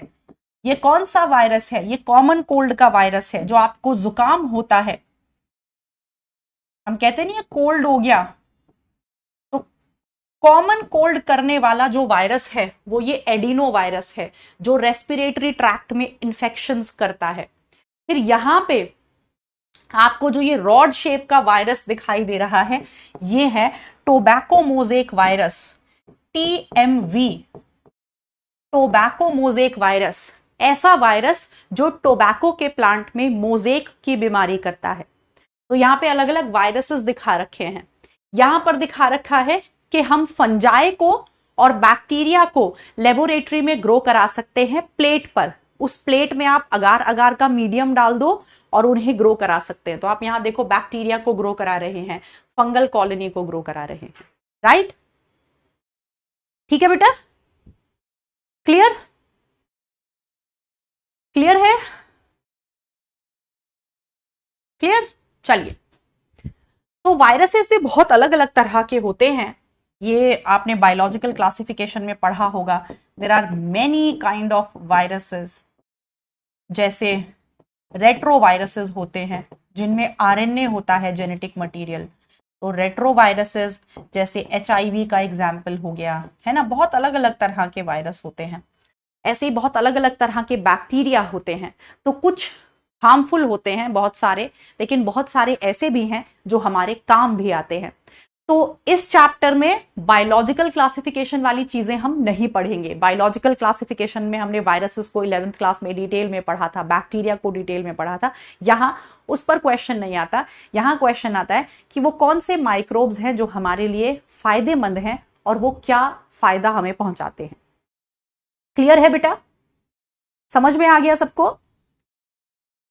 चलिए, अगर समझ में आ गया है तो आगे चलते हैं। ये चैप्टर एकदम थ्योरेटिकल चैप्टर है, तो इसमें नोट्स बनाने की टेंशन आप मत लीजिए। अगर आपको नोट्स बनाने हैं तो आप मेरे साथ साथ बना सकते हैं। मैं इसको पीपीटी फॉर्म में आज लेकर आई हूं। क्यों पीपीटी फॉर्म में लेकर आई हूं? क्योंकि हमारा जल्दी कवर हो जाएगा और क्लास में आपको लिखने से ज्यादा मेरे साथ साथ याद करना है, क्योंकि इस चैप्टर में समझने का कुछ है ही नहीं, सारा याद करना है। डायरेक्ट क्वेश्चन आते हैं, एग्जाम्पल बेस्ड क्वेश्चन आते हैं, सीधे क्वेश्चंस आते हैं। तो इसीलिए पीपीटी फॉर्म में इसका हम लेकर आए हैं। अगली क्लास जो होगी that I will be writing, लेकिन ये बिल्कुल एग्जाम्पल बेस्ड क्वेश्चन है। एग्जाम्पल छापने ही थे आपको, तो लिखने का समय बचेगा। हम साथ साथ याद करते हुए चलते हैं। Is that clear? किसी को कोई दिक्कत, कोई परेशानी? कुछ बच्चों को परेशानी हो जाती है, मैम पीपीटी ले आए हो, ये हम तो बहुत पढ़ने वाले बच्चे हैं, आप पीपीटी ले आए। आई होप किसी को परेशानी नहीं होगी। तो एकदम याद करने वाला पॉइंट है, मेरे साथ साथ याद करते हुए चलेंगे। हमें सिलेबस पर भी थोड़ा सा ध्यान रखना है, ठीक है? रेडी है सारे बच्चे? रेडी है? चलिए आ जाइए। तो चल बेटा, हो जाओ तैयार। फिर सारे बच्चे एकदम अपने दिमाग को, मुझे आपकी 100% कॉन्सेंट्रेशन यहां चाहिए। आपकी 100% कॉन्सेंट्रेशन यहां चाहिए। और मैं चाहती हूं कि जब लेक्चर आप बंद करो तो आपको सारे एग्जाम्पल्स याद हो जाएं और आपको लगे कि हाँ यार, माइक्रोब्स वाला चैप्टर याद हो गया मैम के साथ साथ क्लास में। तो सारे बच्चों को मम्मी कसम है, अपनी 100% कॉन्सेंट्रेशन इधर ले आओ और मेरे साथ साथ याद करते हुए चलो। चलिए, तो सबसे पहले हमारा जो हेडिंग है वो है microbes in house hold products. हमारी रोजमर्रा की जिंदगी में, हमारे घरों में माइक्रोब्स हमारे कैसे काम आते हैं। आप मेरा भरोसा कीजिए, एनसीईआरटी का एक एक शब्द, एक एक लाइन इन नोट्स में कवर होगी। एक एक शब्द, एक एक लाइन, कुछ नहीं छूटेगा एनसीईआरटी का, बस सुनते जाओ। तो सबसे पहला एग्जाम्पल है दही। हम घरों में दही बनाते हैं और वो दही बनाने के लिए कौन सा बैक्टीरिया काम आता है? लैक्टोबैसिलस। सीधा क्वेश्चन आता है, ये जो लैक्टोबैसिलस बैक्टीरिया है, लैक्टोबैसिलस जो बैक्टीरिया है, मैंने अभी आपको बताया ये बैसिलस शेप का बैक्टीरिया होता है। और ये जो लैक्टोबैसिलस बैक्टीरिया है बेटा, ये एनारोबिक रेस्पिरेशन करता है। इसे चाहे तो आप लिख सकते हैं मेरे साथ साथ अपने नोट्स में। ये किस तरह का रेस्पिरेशन करता है? एनारोबिक रेस्पिरेशन, यानी कि इसको रेस्पिरेशन करने के लिए ऑक्सीजन की जरूरत नहीं है। और उसे कैसा फर्मेंटेशन कहते हैं? उसे लैक्टिक एसिड फर्मेंटेशन कहते हैं। आपने शायद ये 11th क्लास में पढ़ा हो कि कुछ बैक्टीरिया ऐसे होते हैं जो एनारोबिक रेस्पिरेशन दिखाते हैं। और वो एनारोबिक रेस्पिरेशन किस टाइप का है? Lactic acid fermentation. यानी कि ये जो बैक्टीरिया है ये क्या बनाता है? इसको हम लैक्टिक एसिड बैक्टीरिया भी कहते हैं। Lactobacillus is also called as lactic acid bacteria. Ma'am हम इसको लैक्टिक एसिड बैक्टीरिया क्यों कहते हैं? क्योंकि ये लैक्टिक एसिड फर्मेंटेशन दिखाता है। मैम लैक्टिक एसिड फर्मेंटेशन क्या होता है? बेटा लैक्टिक एसिड फर्मेंटेशन एक तरह का एनारोबिक रेस्पिरेशन होता है। हम जानते हैं एरोबिक रेस्पिरेशन में जब ग्लूकोज के ऊपर एरोबिक रेस्पिरेशन होता है तो CO2 और वाटर निकलता है, लेकिन जब ग्लूकोज के ऊपर ऑक्सीजन की एब्सेंस में रेस्पिरेशन होता है, यानी कि एनारोबिक रेस्पिरेशन होता है, तो लैक्टिक एसिड बनता है। तो इस बैक्टीरिया में रेस्पिरेशन करने के बाद लैक्टिक एसिड बनता है। और ये लैक्टिक एसिड क्या करता है? ये लैक्टिक एसिड दूध में प्रेजेंट जो प्रोटीन है उसे कोएगुलेट कर देता है। ये लैक्टिक एसिड कोएगुलेट्स मिल्क। तो हम घरों में दही कैसे जमाते हैं? मम्मी कहती हैं थोड़ी सी दही बचा लेना, मुझे कल दही फिर से बनानी है। तो जो थोड़ी सी दही हम बचाते हैं वो हम गुनगुने दूध में डाल देते हैं, सुबह उठकर देखते हैं तो दही बन जाती है। तो ऐसा क्या होता है उसमें आपने लैक्टिक एसिड बैक्टीरिया डाला है, लैक्टोबैसिलस डाला है। तो वो लैक्टोबैसिलस क्या करेगा? दूध के अंदर रेस्पिरेशन करेगा। और जब वो रेस्पिरेशन करेगा तो क्या बनाएगा? लैक्टिक एसिड बनाएगा। ये लैक्टिक एसिड जो वो बना रहा है वो दूध में प्रेजेंट एक प्रोटीन होता है जिसे हम कैसीन प्रोटीन कहते हैं, उस कैसीन प्रोटीन को जमा देता है। तो कैसीन प्रोटीन जब जम जाता है तो उसकी वजह से क्या होता है, उसकी वजह से दूध की दही बन जाती है। ऐसा नहीं लगता जैसे दूध की जब दही बनती है तो ऐसे छोटी छोटी जगह में इकट्ठी हो गई हो, जैसे दूध फट गया हो, है ना? तो वो क्यों होता है? क्योंकि लैक्टिक एसिड बनने की वजह से होता है। क्लियर है बेटा? ठीक है बाबू, चलिए। तो जो लैक्टोबैसिलस है, जो लैक्टिक एसिड बैक्टीरिया है, वो दही जमाने के काम आता है। उसमें एनारोबिक रेस्पिरेशन होता है, लैक्टिक एसिड फर्मेंटेशन होता है, जिसकी वजह से दूध में प्रेजेंट जो प्रोटीन होता है वो जम जाता है। उम्मीद है आपको ये समझ में आ गया होगा। चलिए आगे चलते हैं। फिर आता है चीज। चीज और पनीर में अंतर होता है, जैसे दही और योगर्ट, कर्ड और योगर्ट में डिफरेंस होता है, ऐसी चीज और पनीर में अंतर होता है।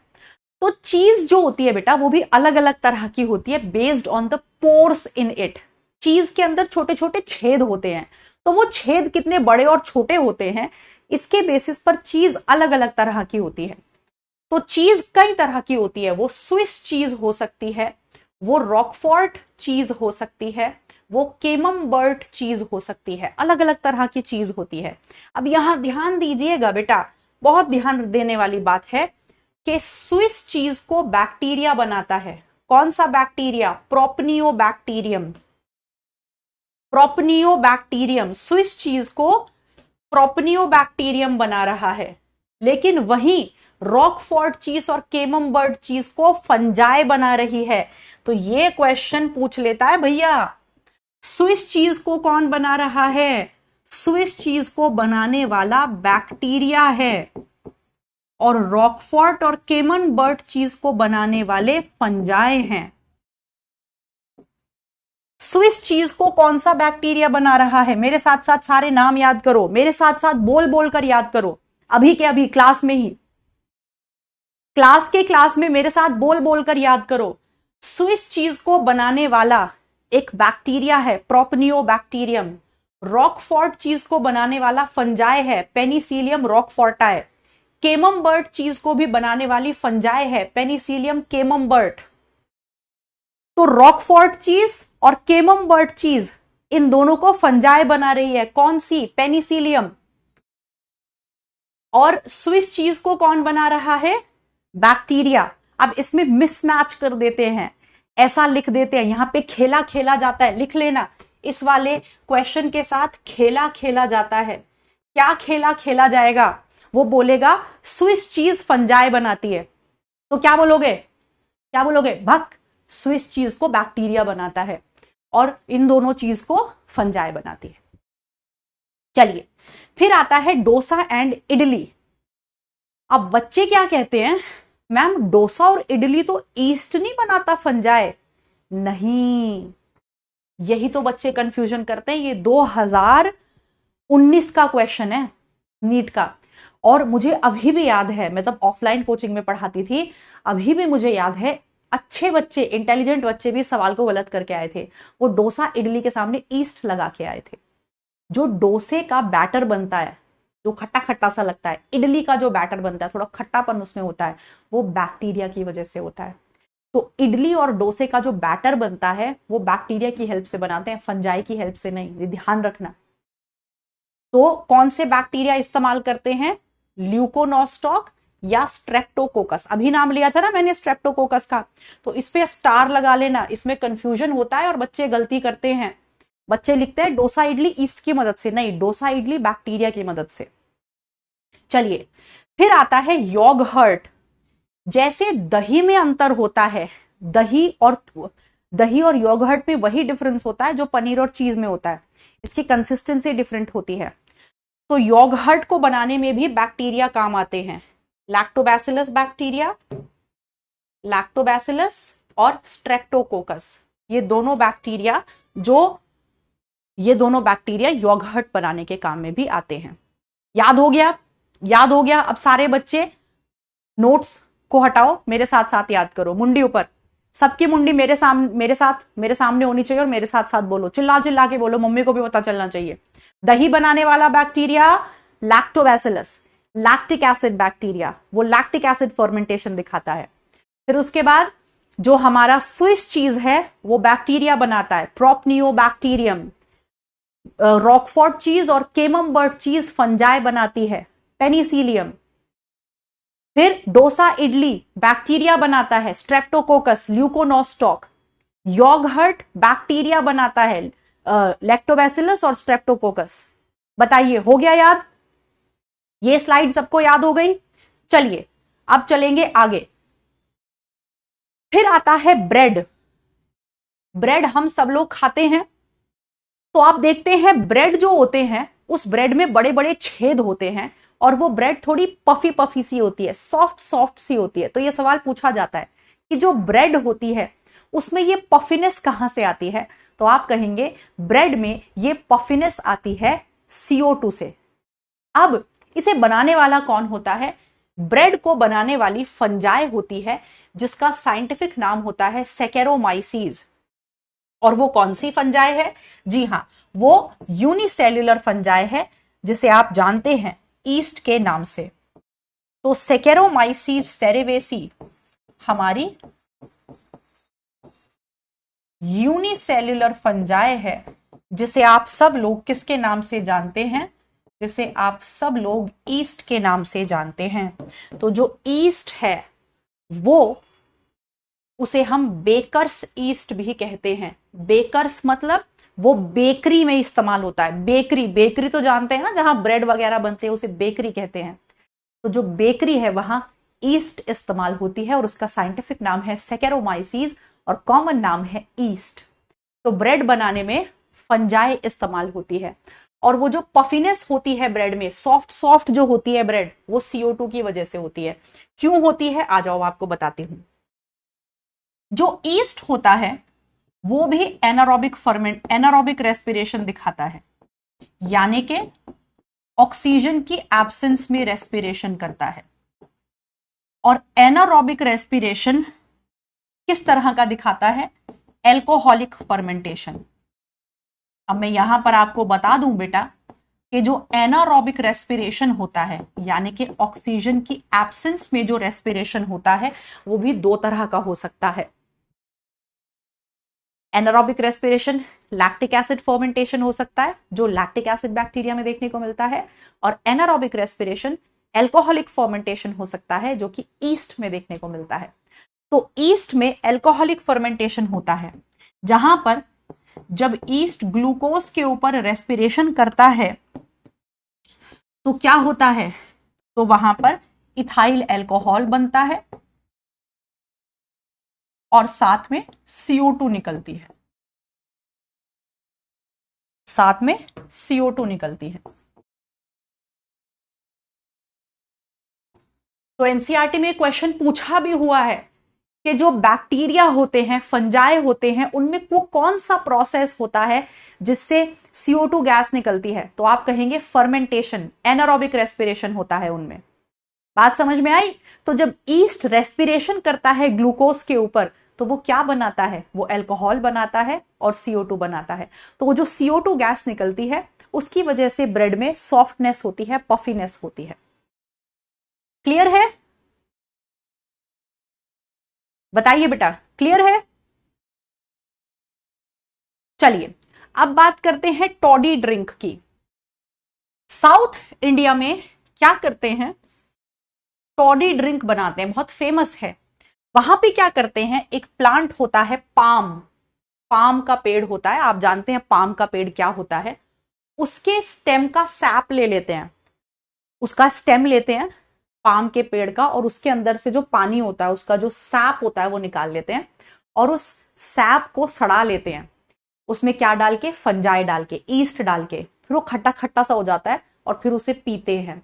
इसको बोलते हैं टॉडी ड्रिंक, राइट? इसको टॉडी ड्रिंक कहते हैं। तो ये पूछेगा टॉडी ड्रिंक कैसे बनाते हैं?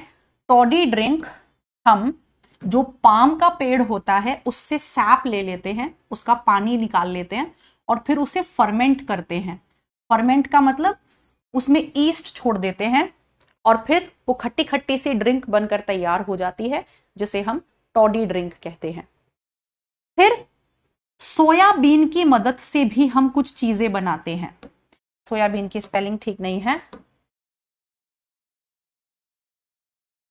तो हम क्या करते हैं, सोयाबीन सब जानते हैं क्या होते हैं, सोयाबीन का पेस्ट बना लेते हैं और उसमें खमीर उठा लेते हैं, उसका फर्मेंटेशन कर देते हैं। किसकी मदद से? ईस्ट की मदद से। तो हमें क्या क्या मिलता है?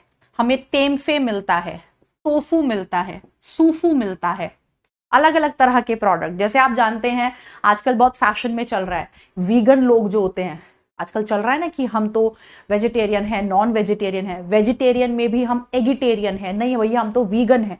वीगन है मतलब हम दूध भी नहीं पिएंगे और दूध से जो चीजें मिलती हैं वो भी नहीं पिएंगे, यानी कि वो पनीर नहीं खाते। तो फिर वो अपना प्रोटीन कहां से लेते हैं? तो वो लोग बहुत टोफू खाते हैं। टोफू, आजकल टोफू बहुत फैशन में है। तो टोफू कैसे बनाते हैं? टोफू सोयाबीन से बनाते हैं। तो सोयाबीन का पेस्ट बना के उसे फर्मेंट कर लेते हैं ईस्ट की मदद से, और फिर उससे टोफू बनता है। ओके, चलिए, तो ये इंपॉर्टेंस हो गई हमारी फंजाई की। तो ये इंपॉर्टेंस हो गई किसकी? फंजाई की। बताओ, बात समझ में आ गई बेटा? चलिए, तो यहां तक की कहानी समझ में आ गई सबको? चलिए फिर चलते हैं माइक्रोब्स इन इंडस्ट्रियल प्रोडक्ट्स। जो इंडस्ट्रीज हैं, ये तो हमने अपने रोजमर्रा की जिंदगी में, घरों में कैसे माइक्रोब्स हमारे काम आते हैं ये देखा। अब हम देखते हैं कि बड़ी बड़ी इंडस्ट्रीज में माइक्रोब्स कैसे काम आते हैं। तो इसके लिए सबसे पहले हम चलते हैं अल्कोहल इंडस्ट्री में। हम सब जानते हैं कि अल्कोहल इंडस्ट्री कितनी बड़ी इंडस्ट्री है, और अल्कोहल बनाने के लिए हम किसे इस्तेमाल करते हैं? जी हां, फंजाई को, ईस्ट को, और वही सेकेरोमाइसीज को। तो जो हमारी ईस्ट है, जो यूनिसेल्युलर फंजाई है, वो बेकरी इंडस्ट्री में भी इस्तेमाल होती है, ब्रेड बनाने में भी इस्तेमाल होती है, और वो अल्कोहल इंडस्ट्री में भी इस्तेमाल होती है। जब वो अल्कोहल इंडस्ट्री में इस्तेमाल होती है तो उसे हम ब्रूअर्स ईस्ट कहते हैं। ब्रूअर्स मतलब ब्रूरी में, ब्रूरी मतलब जहां अल्कोहल बनता है, और जब वो बेकरी में इस्तेमाल होती है तो उसे बेकर्स ईस्ट कह देते हैं।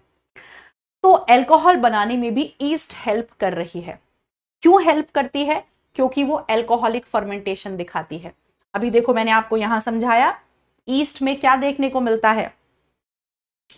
Alcoholic fermentation. अभी बताया ना, ईस्ट में एनारोबिक रेस्पिरेशन होता है, और जब वो ग्लूकोज के ऊपर रेस्पिरेशन करती है ऑक्सीजन की एब्सेंस में, तो एज बाय प्रोडक्ट वो क्या बनाता है? ईस्ट, अल्कोहल बनाता है।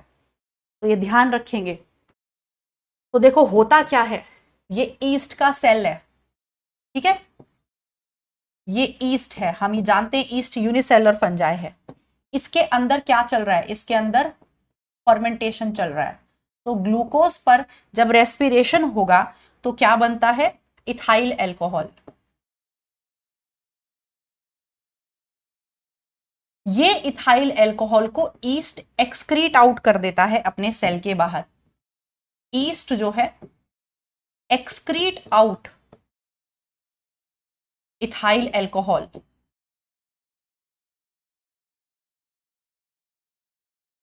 From its cell. तो आप ऐसे समझो कि जो ईस्ट है उसके सेल के अंदर, ईस्ट में, ईस्ट के सेल के अंदर एनारोबिक रेस्पिरेशन हुआ, फर्मेंटेशन हुआ, और फर्मेंटेशन होने पर उसके सेल के अंदर क्या बन गया? इथाइल अल्कोहल बन गया। तो ईस्ट क्या करता है? इस इथाइल अल्कोहल को अपने सेल के बाहर एक्सक्रीट आउट कर देता है, ठीक है। तो हम क्या करते हैं, हम शराब कैसे बनाते हैं ये समझो। शराब आप जानते हैं जौ से बन सकती है, बार्ले से बन सकती है, एप्पल से, ग्रेप से, शुगर केन मोलासिस से, व्हीट से, है ना। मतलब ईस्ट को एक ग्लूकोज का सोर्स चाहिए। तो हम क्या करते हैं, बड़े बड़े फर्मेंटर्स रखते हैं, बड़े बड़े कंटेनर्स रखते हैं, जिसमें हम ईस्ट को डाल देते हैं, और साथ में उसमें कोई भी ग्लूकोज का सोर्स डाल देते हैं, चाहे वो अंगूर हो, सेब हो, गेहूं हो, जौ हो, डाल देते हैं। अब ईस्ट क्या करता है? उसके ऊपर फीड करता है, तो ग्लूकोज उसके सेल के अंदर जाता है, फिर वो उस ग्लूकोज के ऊपर रेस्पिरेशन करता है, कैसा, एनारोबिक, और अपने सेल के अंदर क्या बना लेता है, एल्कोहल। फिर वो उस एल्कोहल को बाहर फेंक देता है अपने सेल के। तो जिस कंटेनर में ईस्ट होता है वहां धीरे धीरे एल्कोहल जमा होती रहती है। आप समझ रहे हैं? और एक ईस्ट इस्तेमाल नहीं होता, जो बड़े बड़े कंटेनर होते हैं उसमें करोड़ों अरबों ईस्ट सेल इस्तेमाल होते हैं। तो उस बड़े से कंटेनर में बहुत सारे ईस्ट सेल्स होते हैं। ऐसे समझो एक बड़ा सा फर्मेंटर है, बहुत बड़ा कंटेनर होता है, बहुत बड़ा कंटेनर, जिन्हें हम फर्मेंटर्स कहते हैं।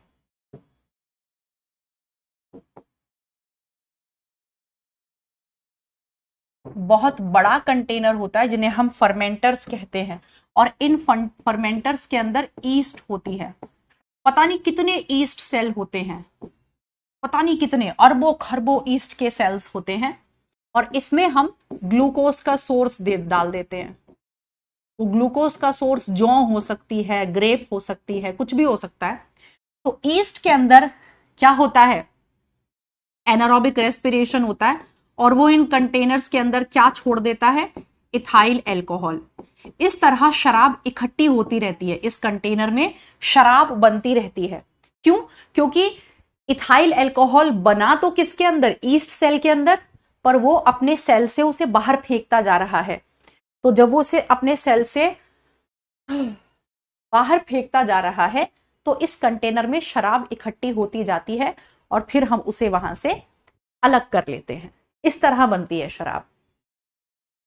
बात समझ में आई?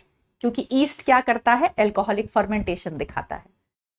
अब शराब भी दो तरह की होती है, एक डिस्टिल्ड होती है और एक नॉन डिस्टिल्ड होती है। अभी मैंने आपको क्या बताया कि इसमें करोड़ों ईस्ट के सेल्स हैं जो अल्कोहल, अपने अंदर अल्कोहल बना रहे हैं और फिर बाहर निकाल देते हैं उसे। जैसे हम अपने बॉडी से वेस्ट निकालते हैं, ऐसे ही ईस्ट के लिए ये वेस्ट है जिसे वो बाहर निकाल देता है और वो कंटेनर में जमा हो जाता है। तो ध्यान से सुनना, इस कंटेनर में अल्कोहल जमा होती चली जाएगी, अल्कोहल जमा होती चली गई, ठीक है। तो हम यहां से अल्कोहल निकाल लेते हैं। तो ऐसी अल्कोहल जो हम सीधा कंटेनर से निकालकर इस्तेमाल कर लेते हैं, वो नेचुरल अल्कोहल होती है, जिसे हमने डिस्टिल नहीं किया, जिसे हमने प्रोसेस नहीं किया। लेकिन ऐसी शराब जिसको हम इन फर्मेंटर्स से निकाल के फिर डिस्टिलरी भेजते हैं, डिस्टिलरी मतलब उन्हें दूसरी मशीन्स में डाल देते हैं उस अल्कोहल को और ज्यादा प्रोसेस करने के लिए। और ज्यादा प्रोसेस का मतलब उसमें शराब की मात्रा और ज्यादा बढ़ाने के लिए। तो नेचुरली जो अल्कोहल, जैसे पहले पुराने समय में आपने देखा होगा कि मटके में शराब बनाते थे, मटके को जमीन के नीचे दबा देते थे तो शराब बनाते थे, वो नेचुरल शराब होती थी, नॉन डिस्टिल्ड, जिसमें कोई डिस्टिलेशन नहीं करते थे, नेचुरली बनती थी वो। लेकिन जब हम उन्हें डिस्टिलरीज में डाल देते हैं, मशीन्स में डाल देते हैं प्रोसेस करने के लिए, तो वहां अल्कोहल की मात्रा डिस्टिलेशन के प्रोसेस से बढ़ा देते हैं। तो नेचुरली जो शराब बनती हैं बिना डिस्टिलेशन के, उनमें अल्कोहल की मात्रा 13% से ज्यादा हो ही नहीं सकती, क्योंकि जिस कंटेनर में हम ईस्ट को रखे हुए हैं, अगर इस कंटेनर में अल्कोहल की मात्रा 13% हो जाती है तो उतने पर ईस्ट की मृत्यु हो जाती है, ईस्ट डाई कर जाते हैं। यानी कि अगर पुराने समय में घड़े में पहले शराब बनाते थे, मट्टी के नीचे दबा देते थे, जब उस घड़े में 13% शराब बन जाती थी, जब उस घड़े में शराब की कॉन्सेंट्रेशन 13% होती थी, ईस्ट मर जाता था।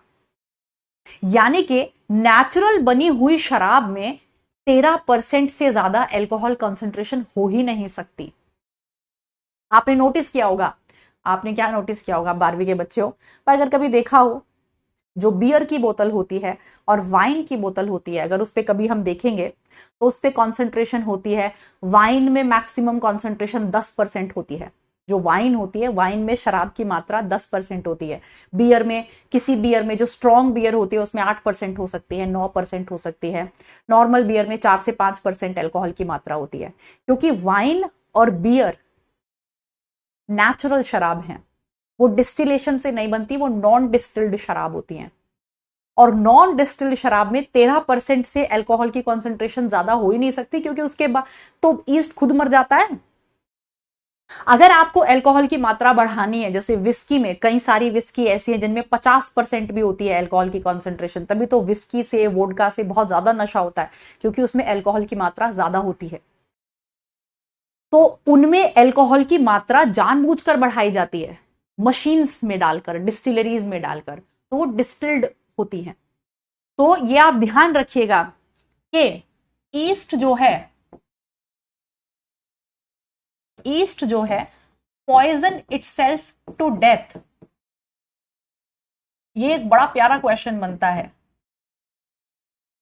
Poison itself to death at 13% concentration.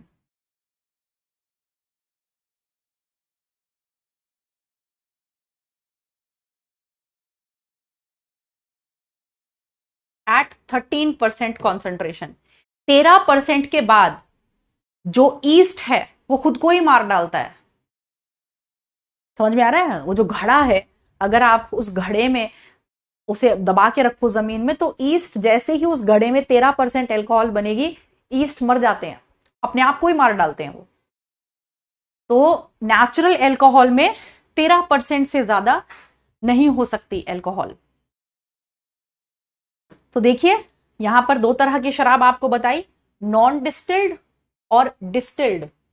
तो डिस्टिल्ड अल्कोहल में जो अल्कोहल कॉन्सेंट्रेशन होती है वो हाई होती है। ये कैसे बनती हैं? These are formed in distilleries, इन्हें डिस्टिलरीज में बनाया जाता है, प्रोसेसिंग से बनाया जाता है, ये नेचुरल नहीं होती हैं। और इनमें अल्कोहल कॉन्सेंट्रेशन जो है वो 50 से 60% भी हो सकती है। अल्कोहल कॉन्सेंट्रेशन में बी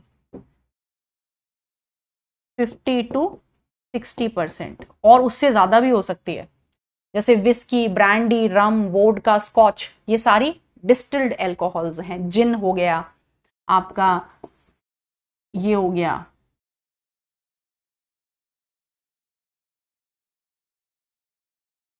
क्या बोलते हैं उसको, टकीला, ये सारे हो गए।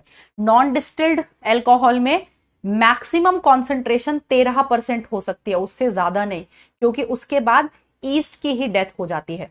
तो वाइन में लगभग 9 से 12% होती है, बियर में 3 से 6% होती है, क्योंकि ये नॉन डिस्टिल्ड होती है, विदाउट डिस्टिलेशन बनाई जाती है, नेचुरली बनाई जाती है। ठीक है, तो यही क्वेश्चन यहां से आता है। तो अल्कोहल बनाने में फंजाई मदद करती है। कौन सी फंजाई? ईस्ट। क्यों? क्योंकि वो एनारोबिक रेस्पिरेशन दिखाती है, जिसे हम अल्कोहलिक फर्मेंटेशन कहते हैं। वो अपने अंदर अल्कोहल बनाती है, उसे बाहर फेंक देती है, अल्कोहल जमा होती रहती है और हमें मिल जाती है।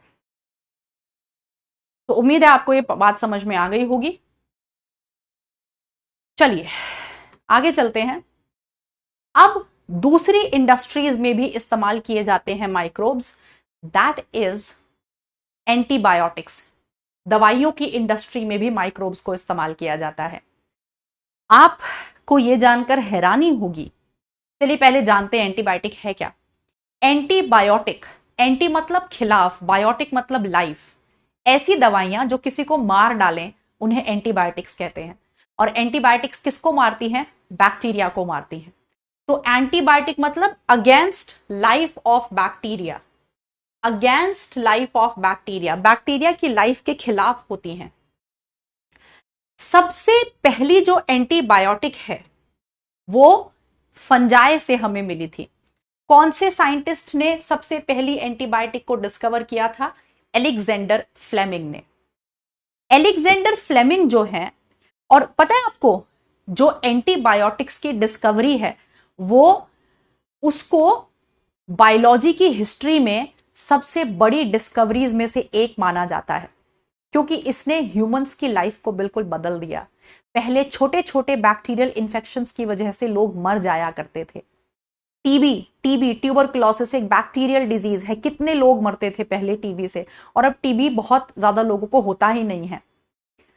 तो एंटीबायोटिक की डिस्कवरी बायोलॉजी की one of the greatest discoveries में से एक है, और ये बाय चांस हुई थी। It was a case of serendipity, मतलब एलेक्जेंडर फ्लेमिंग एंटीबायोटिक की डिस्कवरी के लिए काम नहीं कर रहे थे, वो कुछ और कर रहे थे, बाय चांस तुक्के में डिस्कवरी हो गई।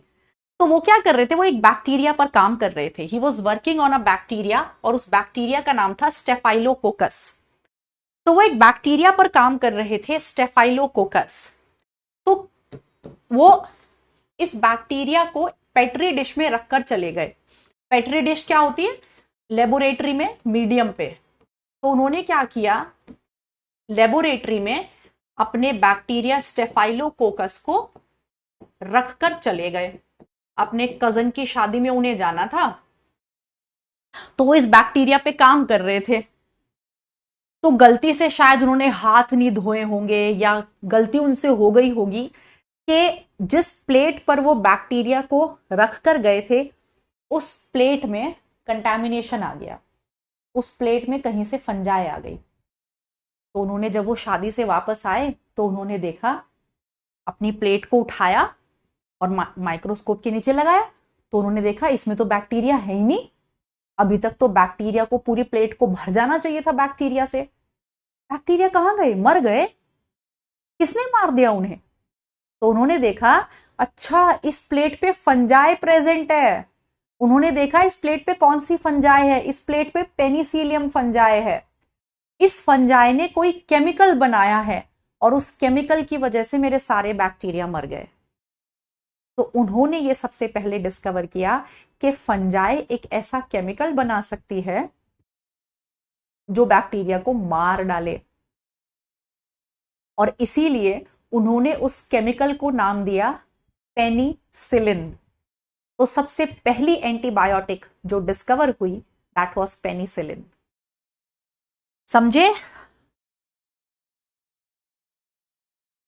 तो उन्होंने देखा कि इतनी सारी प्लेट में उन्होंने स्टेफाइलोकोकस को ग्रो कराया, उसमें से एक प्लेट पे बैक्टीरिया ग्रो नहीं कर पाया।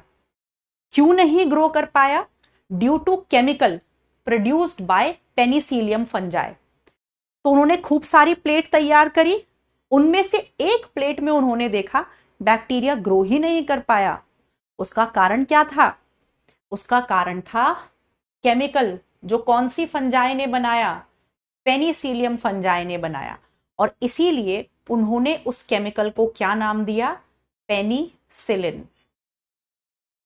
So the first discovered antibiotic was penicillin.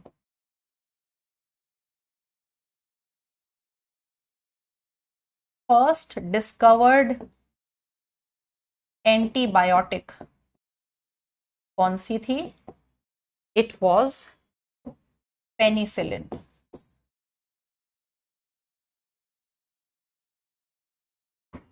जिसे किसने डिस्कवर किया था? एलेक्जेंडर फ्लेमिंग ने। पर आप यहां ध्यान से सुनिएगा, ध्यान से सुनिएगा कि उन्हें इसका कोई अंदाजा नहीं था, एलेक्जेंडर फ्लेमिंग को, कि इसे हम मेडिसिन इंडस्ट्री में एंटीबायोटिक की तरह इस्तेमाल कर सकते हैं। उन्होंने तो केवल इतना बता दिया था कि उनका बैक्टीरिया मर गया क्योंकि पेनिसिलियम फंजाई ने पेनिसिलिन बनाया, बस उन्होंने इतना बताया। लेकिन उसे मेडिसिन की इंडस्ट्री में एंटीबायोटिक दवाई की तरह इस्तेमाल कर सकते हैं, यह किसने बताया था? चेन और फ्लोरे ने।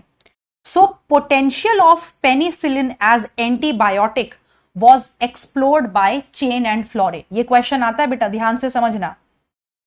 पेनिसिलिन को डिस्कवर किसने किया था? अगर ये सवाल पूछेंगे तो आप कहेंगे एलेक्जेंडर फ्लेमिंग ने। लेकिन अगर वो ये कहेगा कि पेनिसिलिन जो है वो एक एंटीबायोटिक की तरह इस्तेमाल हो सकती है, इसको किसने बताया था? चेन और फ्लोरे ने, दो साइंटिस्ट थे, चेन एंड फ्लोरे। तो पेनिसिलिन एक बहुत अच्छी एंटीबायोटिक की तरह इस्तेमाल हो सकती है, ये सबसे पहले चेन और फ्लोरे ने बताया था। क्लियर?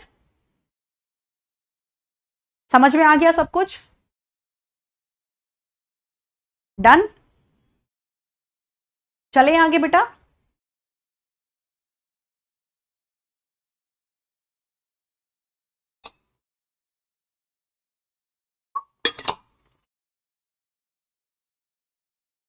चलिए, तो फिर क्या हुआ, 1945 में सेकेंड वर्ल्ड वॉर के दौरान एलेक्जेंडर फ्लेमिंग, चेन और फ्लोरे, इन तीनों को नोबेल प्राइज दिया गया, क्योंकि ये बायोलॉजी की हिस्ट्री की सबसे बड़ी डिस्कवरी में से एक है।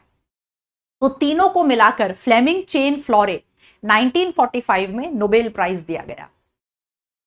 चलिए, अब यहां पर एक बात को ध्यान से समझिएगा कि सबसे पहली एंटीबायोटिक, दुनिया की सबसे पहली एंटीबायोटिक हमें फंजाई से मिली, लेकिन सबसे ज्यादा एंटीबायोटिक्स बैक्टीरिया से ही बनाई जाती हैं। जी हां, एक बैक्टीरिया ऐसा केमिकल बनाता है जो दूसरे बैक्टीरिया को मार सकता है, यानी कि सबसे ज्यादा एंटीबायोटिक्स हमें बैक्टीरिया से ही मिलती हैं। और वो बैक्टीरिया जिससे हमें सबसे ज्यादा एंटीबायोटिक्स मिलती हैं वो है स्ट्रेप्टोमाइसीज। बहुत प्यारा क्वेश्चन बनता है बेटा, ये वाली बात तो, ऊपर वाली बात तो यहीं खत्म हो गई। स्ट्रेप्टोमाइसीज एक बैक्टीरिया का नाम है। This is the largest genus of bacteria. ये बैक्टीरिया का सबसे बड़ा जीनस है जिससे अधिकतर एंटीबायोटिक्स मिलती हैं। मार्केट में जो एंटीबायोटिक्स मिलती हैं उनमें से अधिकतर एंटीबायोटिक्स हमें इसी बैक्टीरिया से मिलती हैं। जैसे कुछ एंटीबायोटिक्स के आपने नाम सुने हो, इरायथ्रोमाइसिन, स्ट्रेप्टोमाइसिन, क्लोरेमफेनिकोल, ये ऐसी एंटीबायोटिक्स हैं जो हमें किससे मिली हैं? स्ट्रेप्टोमाइसीज बैक्टीरिया से। ध्यान रखेंगे, ध्यान रखेंगे, सबसे पहली एंटीबायोटिक हमें फंजाई से मिली, लेकिन सबसे ज्यादा एंटीबायोटिक हमें बैक्टीरिया से मिलती है, और वो कौन सा बैक्टीरिया है? स्ट्रेप्टोमाइसीज। ये सबसे बड़ा जीनस है बैक्टीरिया का। इस बैक्टीरिया की बहुत सारी स्पीशीज होती हैं, इस बैक्टीरिया की बहुत सारी स्पीशीज होती हैं, और उनसे अलग अलग तरह की जो है ये बनाई जाती है एंटीबायोटिक्स। ठीक है, चलो, नियोमाइसिन, नोवामाइसिन, एजिथ्रोमाइसिन, बहुत सारी जो एंटीबायोटिक्स, अधिकतर एंटीबायोटिक्स के नाम जो आपने सुने हैं वो इसी बैक्टीरिया से मिलती हैं। चलिए नेक्स्ट, ये बहुत इंपॉर्टेंट टॉपिक है जिससे सवाल सीधे आते हैं, राइट?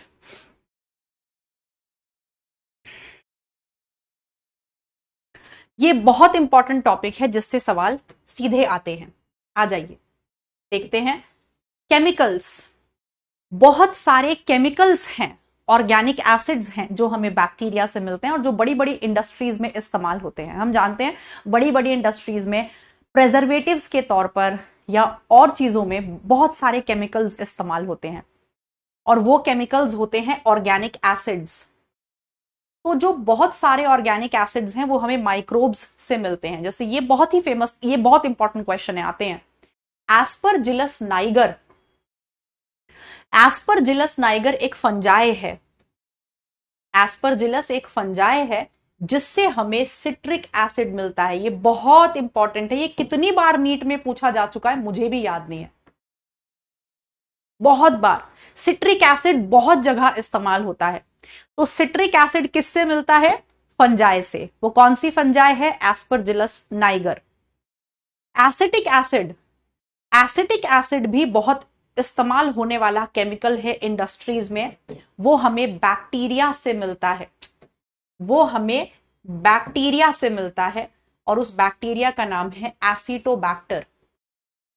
ब्यूटायरिक एसिड भी केमिकल है जो बहुत इस्तेमाल होता है, वो हमें बैक्टीरिया क्लोस्ट्रीडियम से मिलता है, और लैक्टिक एसिड हमें लैक्टोबैसिलस से मिलता है। तो ये कुछ केमिकल्स हैं जो नीट में पूछे जा चुके हैं। तो ये नीचे तीनों बैक्टीरिया है, ये नीचे तीनों बैक्टीरिया है। तो मेरे साथ साथ सारे बच्चे याद कीजिए बोल बोलकर, मेरे साथ साथ सारे बच्चे बोल बोलकर याद करो। Citric acid fungi, acetic acid bacteria, butyric acid bacteria, lactic acid bacteria. नाम याद कर लो। Citric acid Aspergillus, acetic acid Acetobacter, butyric acid Clostridium और लैक्टिक एसिड लैक्टोबैसिलस। चलिए, एंजाइम्स, जो इंडस्ट्रीज हैं वहां पे बहुत सारे एंजाइम्स भी इस्तेमाल होते हैं। इंडस्ट्रीज में बहुत एंजाइम्स इस्तेमाल होते हैं। वो एंजाइम्स जो हैं वो भी हमें कहां से मिलते हैं? माइक्रोब्स से। तो आ जाइए कुछ इंपॉर्टेंट एंजाइम्स देखते हैं।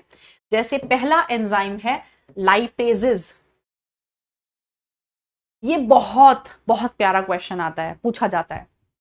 लाइपेजेस ऐसे एंजाइम्स हैं जो डिटर्जेंट्स में इस्तेमाल होते हैं। आपने नोटिस किया होगा, हमारे कपड़ों पे तेल लग जाता है या ऑयल चिकनाई लग जाती है तो हम उसे डिटर्जेंट में भिगो देते हैं। कोई भी डिटर्जेंट ले लो, सर्फ एक्सल, एरियल, टाइड, कोई भी ले लो, फेना ही लेना। तो डिटर्जेंट्स में जैसे ही आप कपड़े को भिगोते हो तो उसका जो तेल चिकनाई होती है, तेल होता है, वो कपड़े से चला जाता है। ऐसा क्यों होता है? क्योंकि डिटर्जेंट्स में एक स्पेशल एंजाइम होता है जिसे हम लाइपेज कहते हैं। तो ये ध्यान रखना है कि लाइपेजेस जो हैं वो डिटर्जेंट्स में इस्तेमाल होते हैं। क्या करने के लिए? दाग धब्बों को, ऑयल के स्टेन्स को हटाने के लिए। तो ये कहां से मिलते हैं? ये ध्यान रखेंगे, लाइपेजेस फंजाई से मिलते हैं। आप चाहे तो नाम याद रख सकते हैं, कैंडिडा और जियोट्राइकम। ये दोनों ऐसी फंजाएं हैं जिनसे लाइपेसेस एंजाइम मिलते हैं। ओके,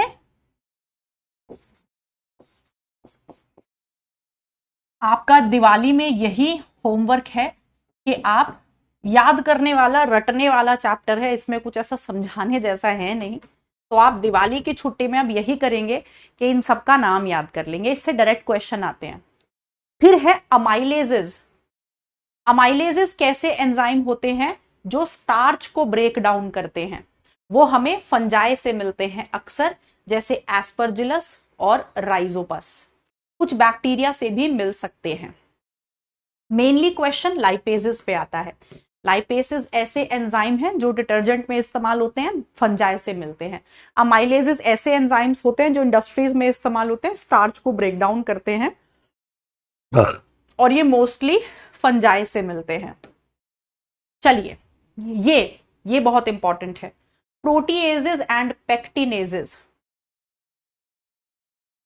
प्रोटीएजेस एंड पेक्टिनेजेस ये जूसेस में इस्तेमाल होते हैं। आपने नोटिस किया होगा कि अगर आप फ्रेश जूस पिए, कभी एकदम मौसमी का जूस निकलवाएं, तो एकदम साफ नहीं होता, उसमें रेशे रेशे होते हैं, है ना? ऐसा लगता है मुंह में कुछ बार बार आ रहा है। लेकिन अगर आप ट्रॉपिकाना का जूस पिए या रियल का जूस पिए तो उसमें कुछ नहीं आता, एकदम साफ होते हैं वो, है ना? ग्लास में भी डालो तो इतने सुंदर दिखते हैं, ऐसा लगता है किसी ने कलर घोल के दे दिया हो। तो वो एकदम साफ सुथरे होते हैं। तो जो बॉटल्ड जूसेस होते हैं वो एकदम साफ सुथरे होते हैं, उसमें रेशे नहीं होते, उसमें फ्रूट पल्प नहीं होता। क्यों? क्योंकि ऐसे जूसेस में एंजाइम्स डाल देते हैं। कौन से? प्रोटीएसिस और पेक्टिनेसिस। ये क्या करते हैं? जूस की सफाई कर देते हैं। जितने मोटे मोटे रेशे होते हैं, फ्रूट पल्प होता है, उनको सबको हटा देते हैं, तो जूस एकदम साफ हो जाता है। तो प्रोटीएसिस और पेक्टिनेसिस टू क्लैरिफाई फ्रूट जूसेस। जो फ्रूट जूसेस हैं उनको साफ करने के लिए इस्तेमाल किए जाते हैं, उनको एकदम साफ कर देते हैं। और ऐसा बॉटल्ड जूसेस में किया जाता है, इन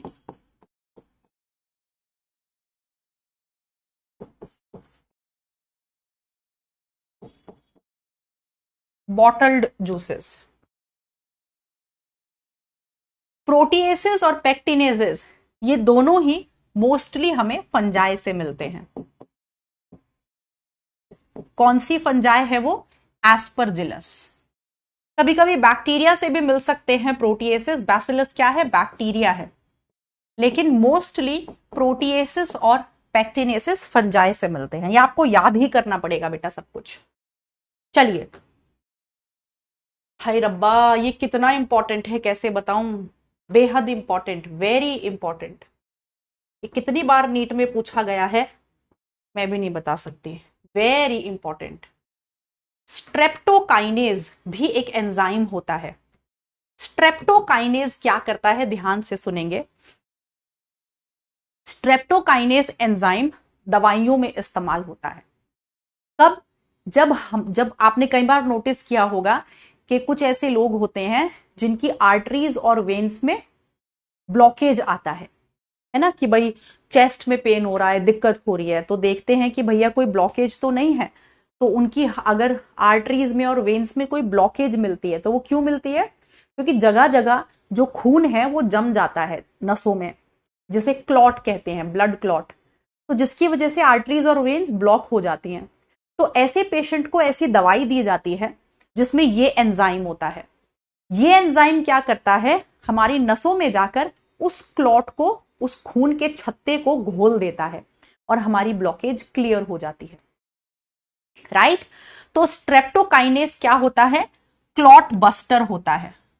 ये दवाइयों में इस्तेमाल किया जाता है, पेशेंट्स को दिया जाता है, और ये ब्लड क्लॉट को, जो हमारी नसों में क्लॉट्स बन जाते हैं, उन्हें रिमूव कर देता है। और ये कहां से मिलता है? ये मिलता है बैक्टीरिया से, और उसका नाम है स्ट्रेप्टोकोकस। बहुत इंपॉर्टेंट क्वेश्चन है बेटा ये, बहुत।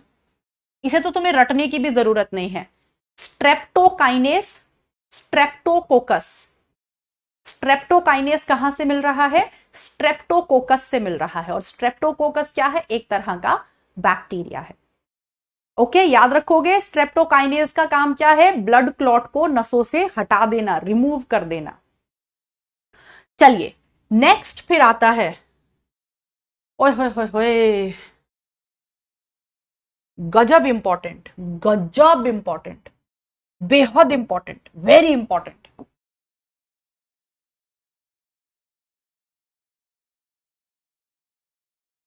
होता क्या है कि ऐसे पेशेंट्स जिनमें ऑर्गन ट्रांसप्लांट करते हैं, जैसे किसी को किडनी दी गई है अभी नई नई, बाहर से उस किडनी को डोनर से लिया और किसी बंदे को दे दी, तो उसकी जो बॉडी है बंदे की, वो किसी और की किडनी को, हालांकि हम सारी मैचिंग करते हैं, डॉक्टर्स पूरा मैच करते हैं, ब्लड ग्रुप वगैरह सब मैच करके 100% मैचिंग बैठा के तब ट्रांसप्लांट किया जाता है। तो बंदे की बॉडी में किडनी आ गई बाहर से, अब उसकी बॉडी के लिए तो वो बाहर की चीज है ना, तो हमारा इम्यून सिस्टम क्या करेगा? उस किडनी पे अटैक करेगा कि ये बाहर से आई है, ये हमारी बॉडी का हिस्सा नहीं है। तो हमारा जो इम्यून सिस्टम है वो पूरी ताकत लगा देगा, इस किडनी को मारना है, ये हमारी बॉडी का हिस्सा नहीं है।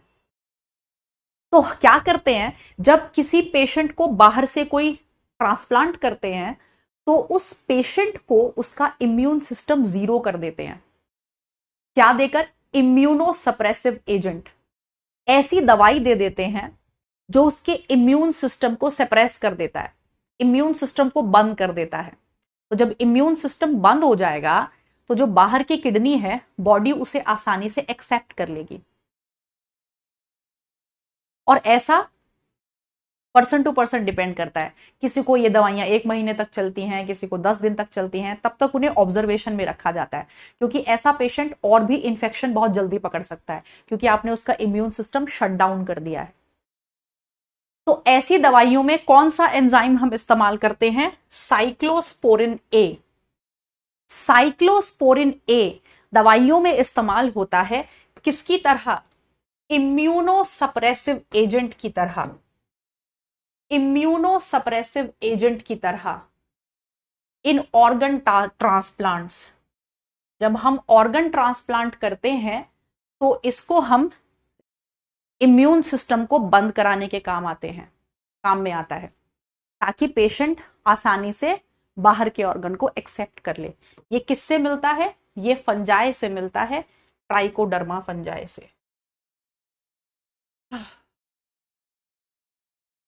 ये हमें ट्राइकोडर्मा फंजाई से मिलता है। बहुत इंपॉर्टेंट है, ध्यान रखना बेटा। साइक्लोस्पोरिन ए ट्राइकोडर्मा फंजाई से मिलता है। फिर आते हैं, बस ये और लास्ट है ये आज की स्लाइड, फिर अगली क्लास में करेंगे। और फिर आते हैं स्टैटिन्स, मुझे भी पूजा करनी है, ये और पढ़ते हैं। बाकी माइक्रोब्स इन सीवेज ट्रीटमेंट, गंदे पानी को साफ करने में माइक्रोब्स कैसे हेल्प करते हैं, ये अगली क्लास में देखेंगे, दिवाली के बाद आके देखेंगे। ठीक है, यहां तक खत्म करते हैं। स्टैटिन्स क्या होते हैं, ये भी वेरी इंपॉर्टेंट, ये भी वेरी इंपॉर्टेंट। स्टैटिन्स क्या होते हैं, देखो कभी कभी हम जो है जल्दी थकने लगते हैं, तो हम अपना ब्लड टेस्ट कराते हैं। ब्लड टेस्ट में आ रहा, भाई तेरा तो कोलेस्ट्रॉल लेवल बहुत बढ़ा हुआ है, भाई क्या खा रहा है। डॉक्टर कहते हैं भैया तुम्हारा तो कोलेस्ट्रॉल लेवल पार हो गया, हद से भी ज्यादा। तो अब बंदे को लगता है डर, हे भगवान मैं मर तो नहीं जाऊंगा कहीं। तो फिर ऐसा बंदा जिसका कोलेस्ट्रॉल लेवल बहुत बढ़ गया है, उसे दवाइयां दी जाती हैं कुछ समय के लिए। उन दवाइयों में एक एंजाइम होता है स्टैटिन। ये क्या करता है, हमारे अंदर कोलेस्टेरॉल बनने को रोक देता है। हमारी बॉडी के अंदर कोलेस्टेरॉल को बनाया जाता है, हमारी बॉडी कोलेस्टेरॉल सिंथेसाइज करती है। हमारी बॉडी के अंदर ऐसे एंजाइम्स होते हैं जो कोलेस्टेरॉल बनाते रहते हैं, और वो हमारे अंदर जमा होता रहता है कोलेस्ट्रॉल। तो कोलेस्ट्रॉल लेवल बहुत बढ़ा हुआ है भैया, और बढ़ा दो तुम भगवान को प्यारे हो जाओगे, तो डॉक्टर उन्हें दवाइयों पे डाल देते हैं। वो दवाई क्या करती है, वो दवाई उन एंजाइम्स को रोक देती हैं जो कोलेस्टेरॉल बनाते हैं।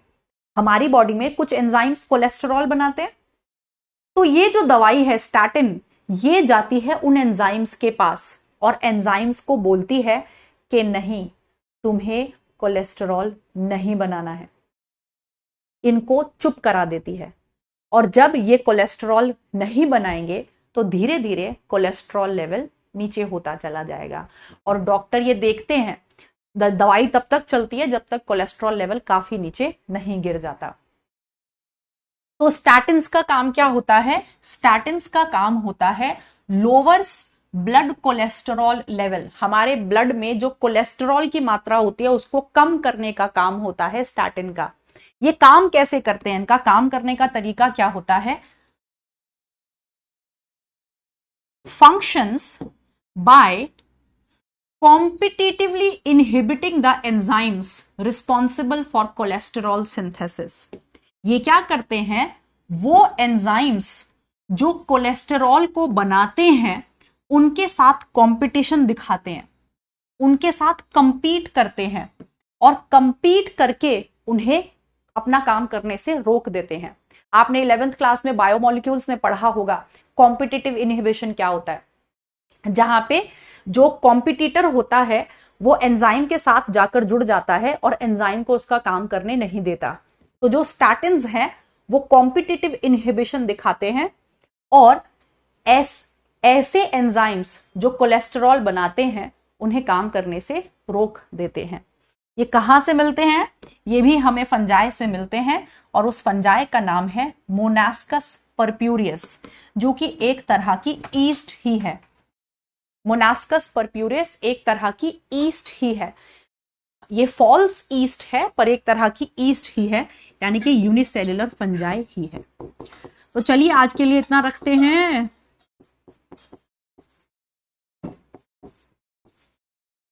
आज के लिए इतना रखते हैं। उम्मीद है आप लोगों को समझ में आया होगा आज का क्लास। बस ये सारे एक बार याद कर लेना बेटा, जितनी भी स्लाइड्स मैंने अभी तुम्हें पढ़ाई हैं सारी एक बार। तुम्हारा दिवाली का होमवर्क यही है कि बाकी का हम अगली क्लास में करेंगे, ठीक है। तो तुम्हारा दिवाली का होमवर्क क्या है, दिवाली का होमवर्क सुन के जाओ।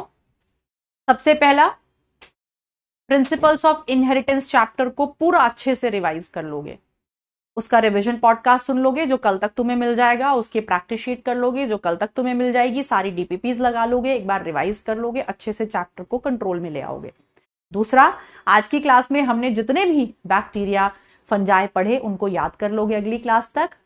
और तीसरा, अच्छे से अपनी दिवाली मनाओगे।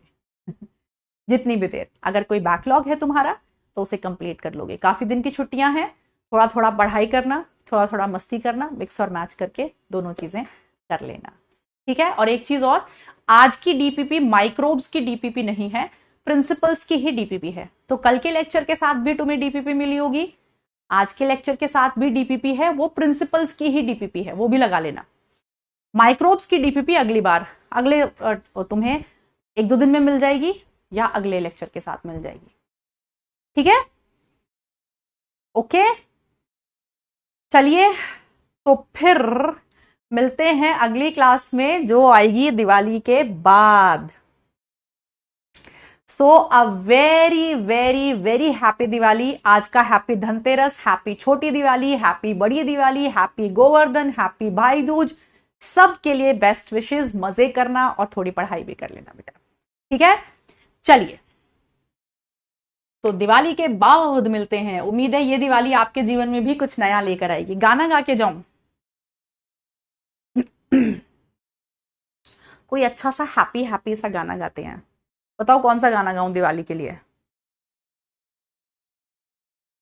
कोई भी हैप्पी हैप्पी सा गाना गा देती हूँ।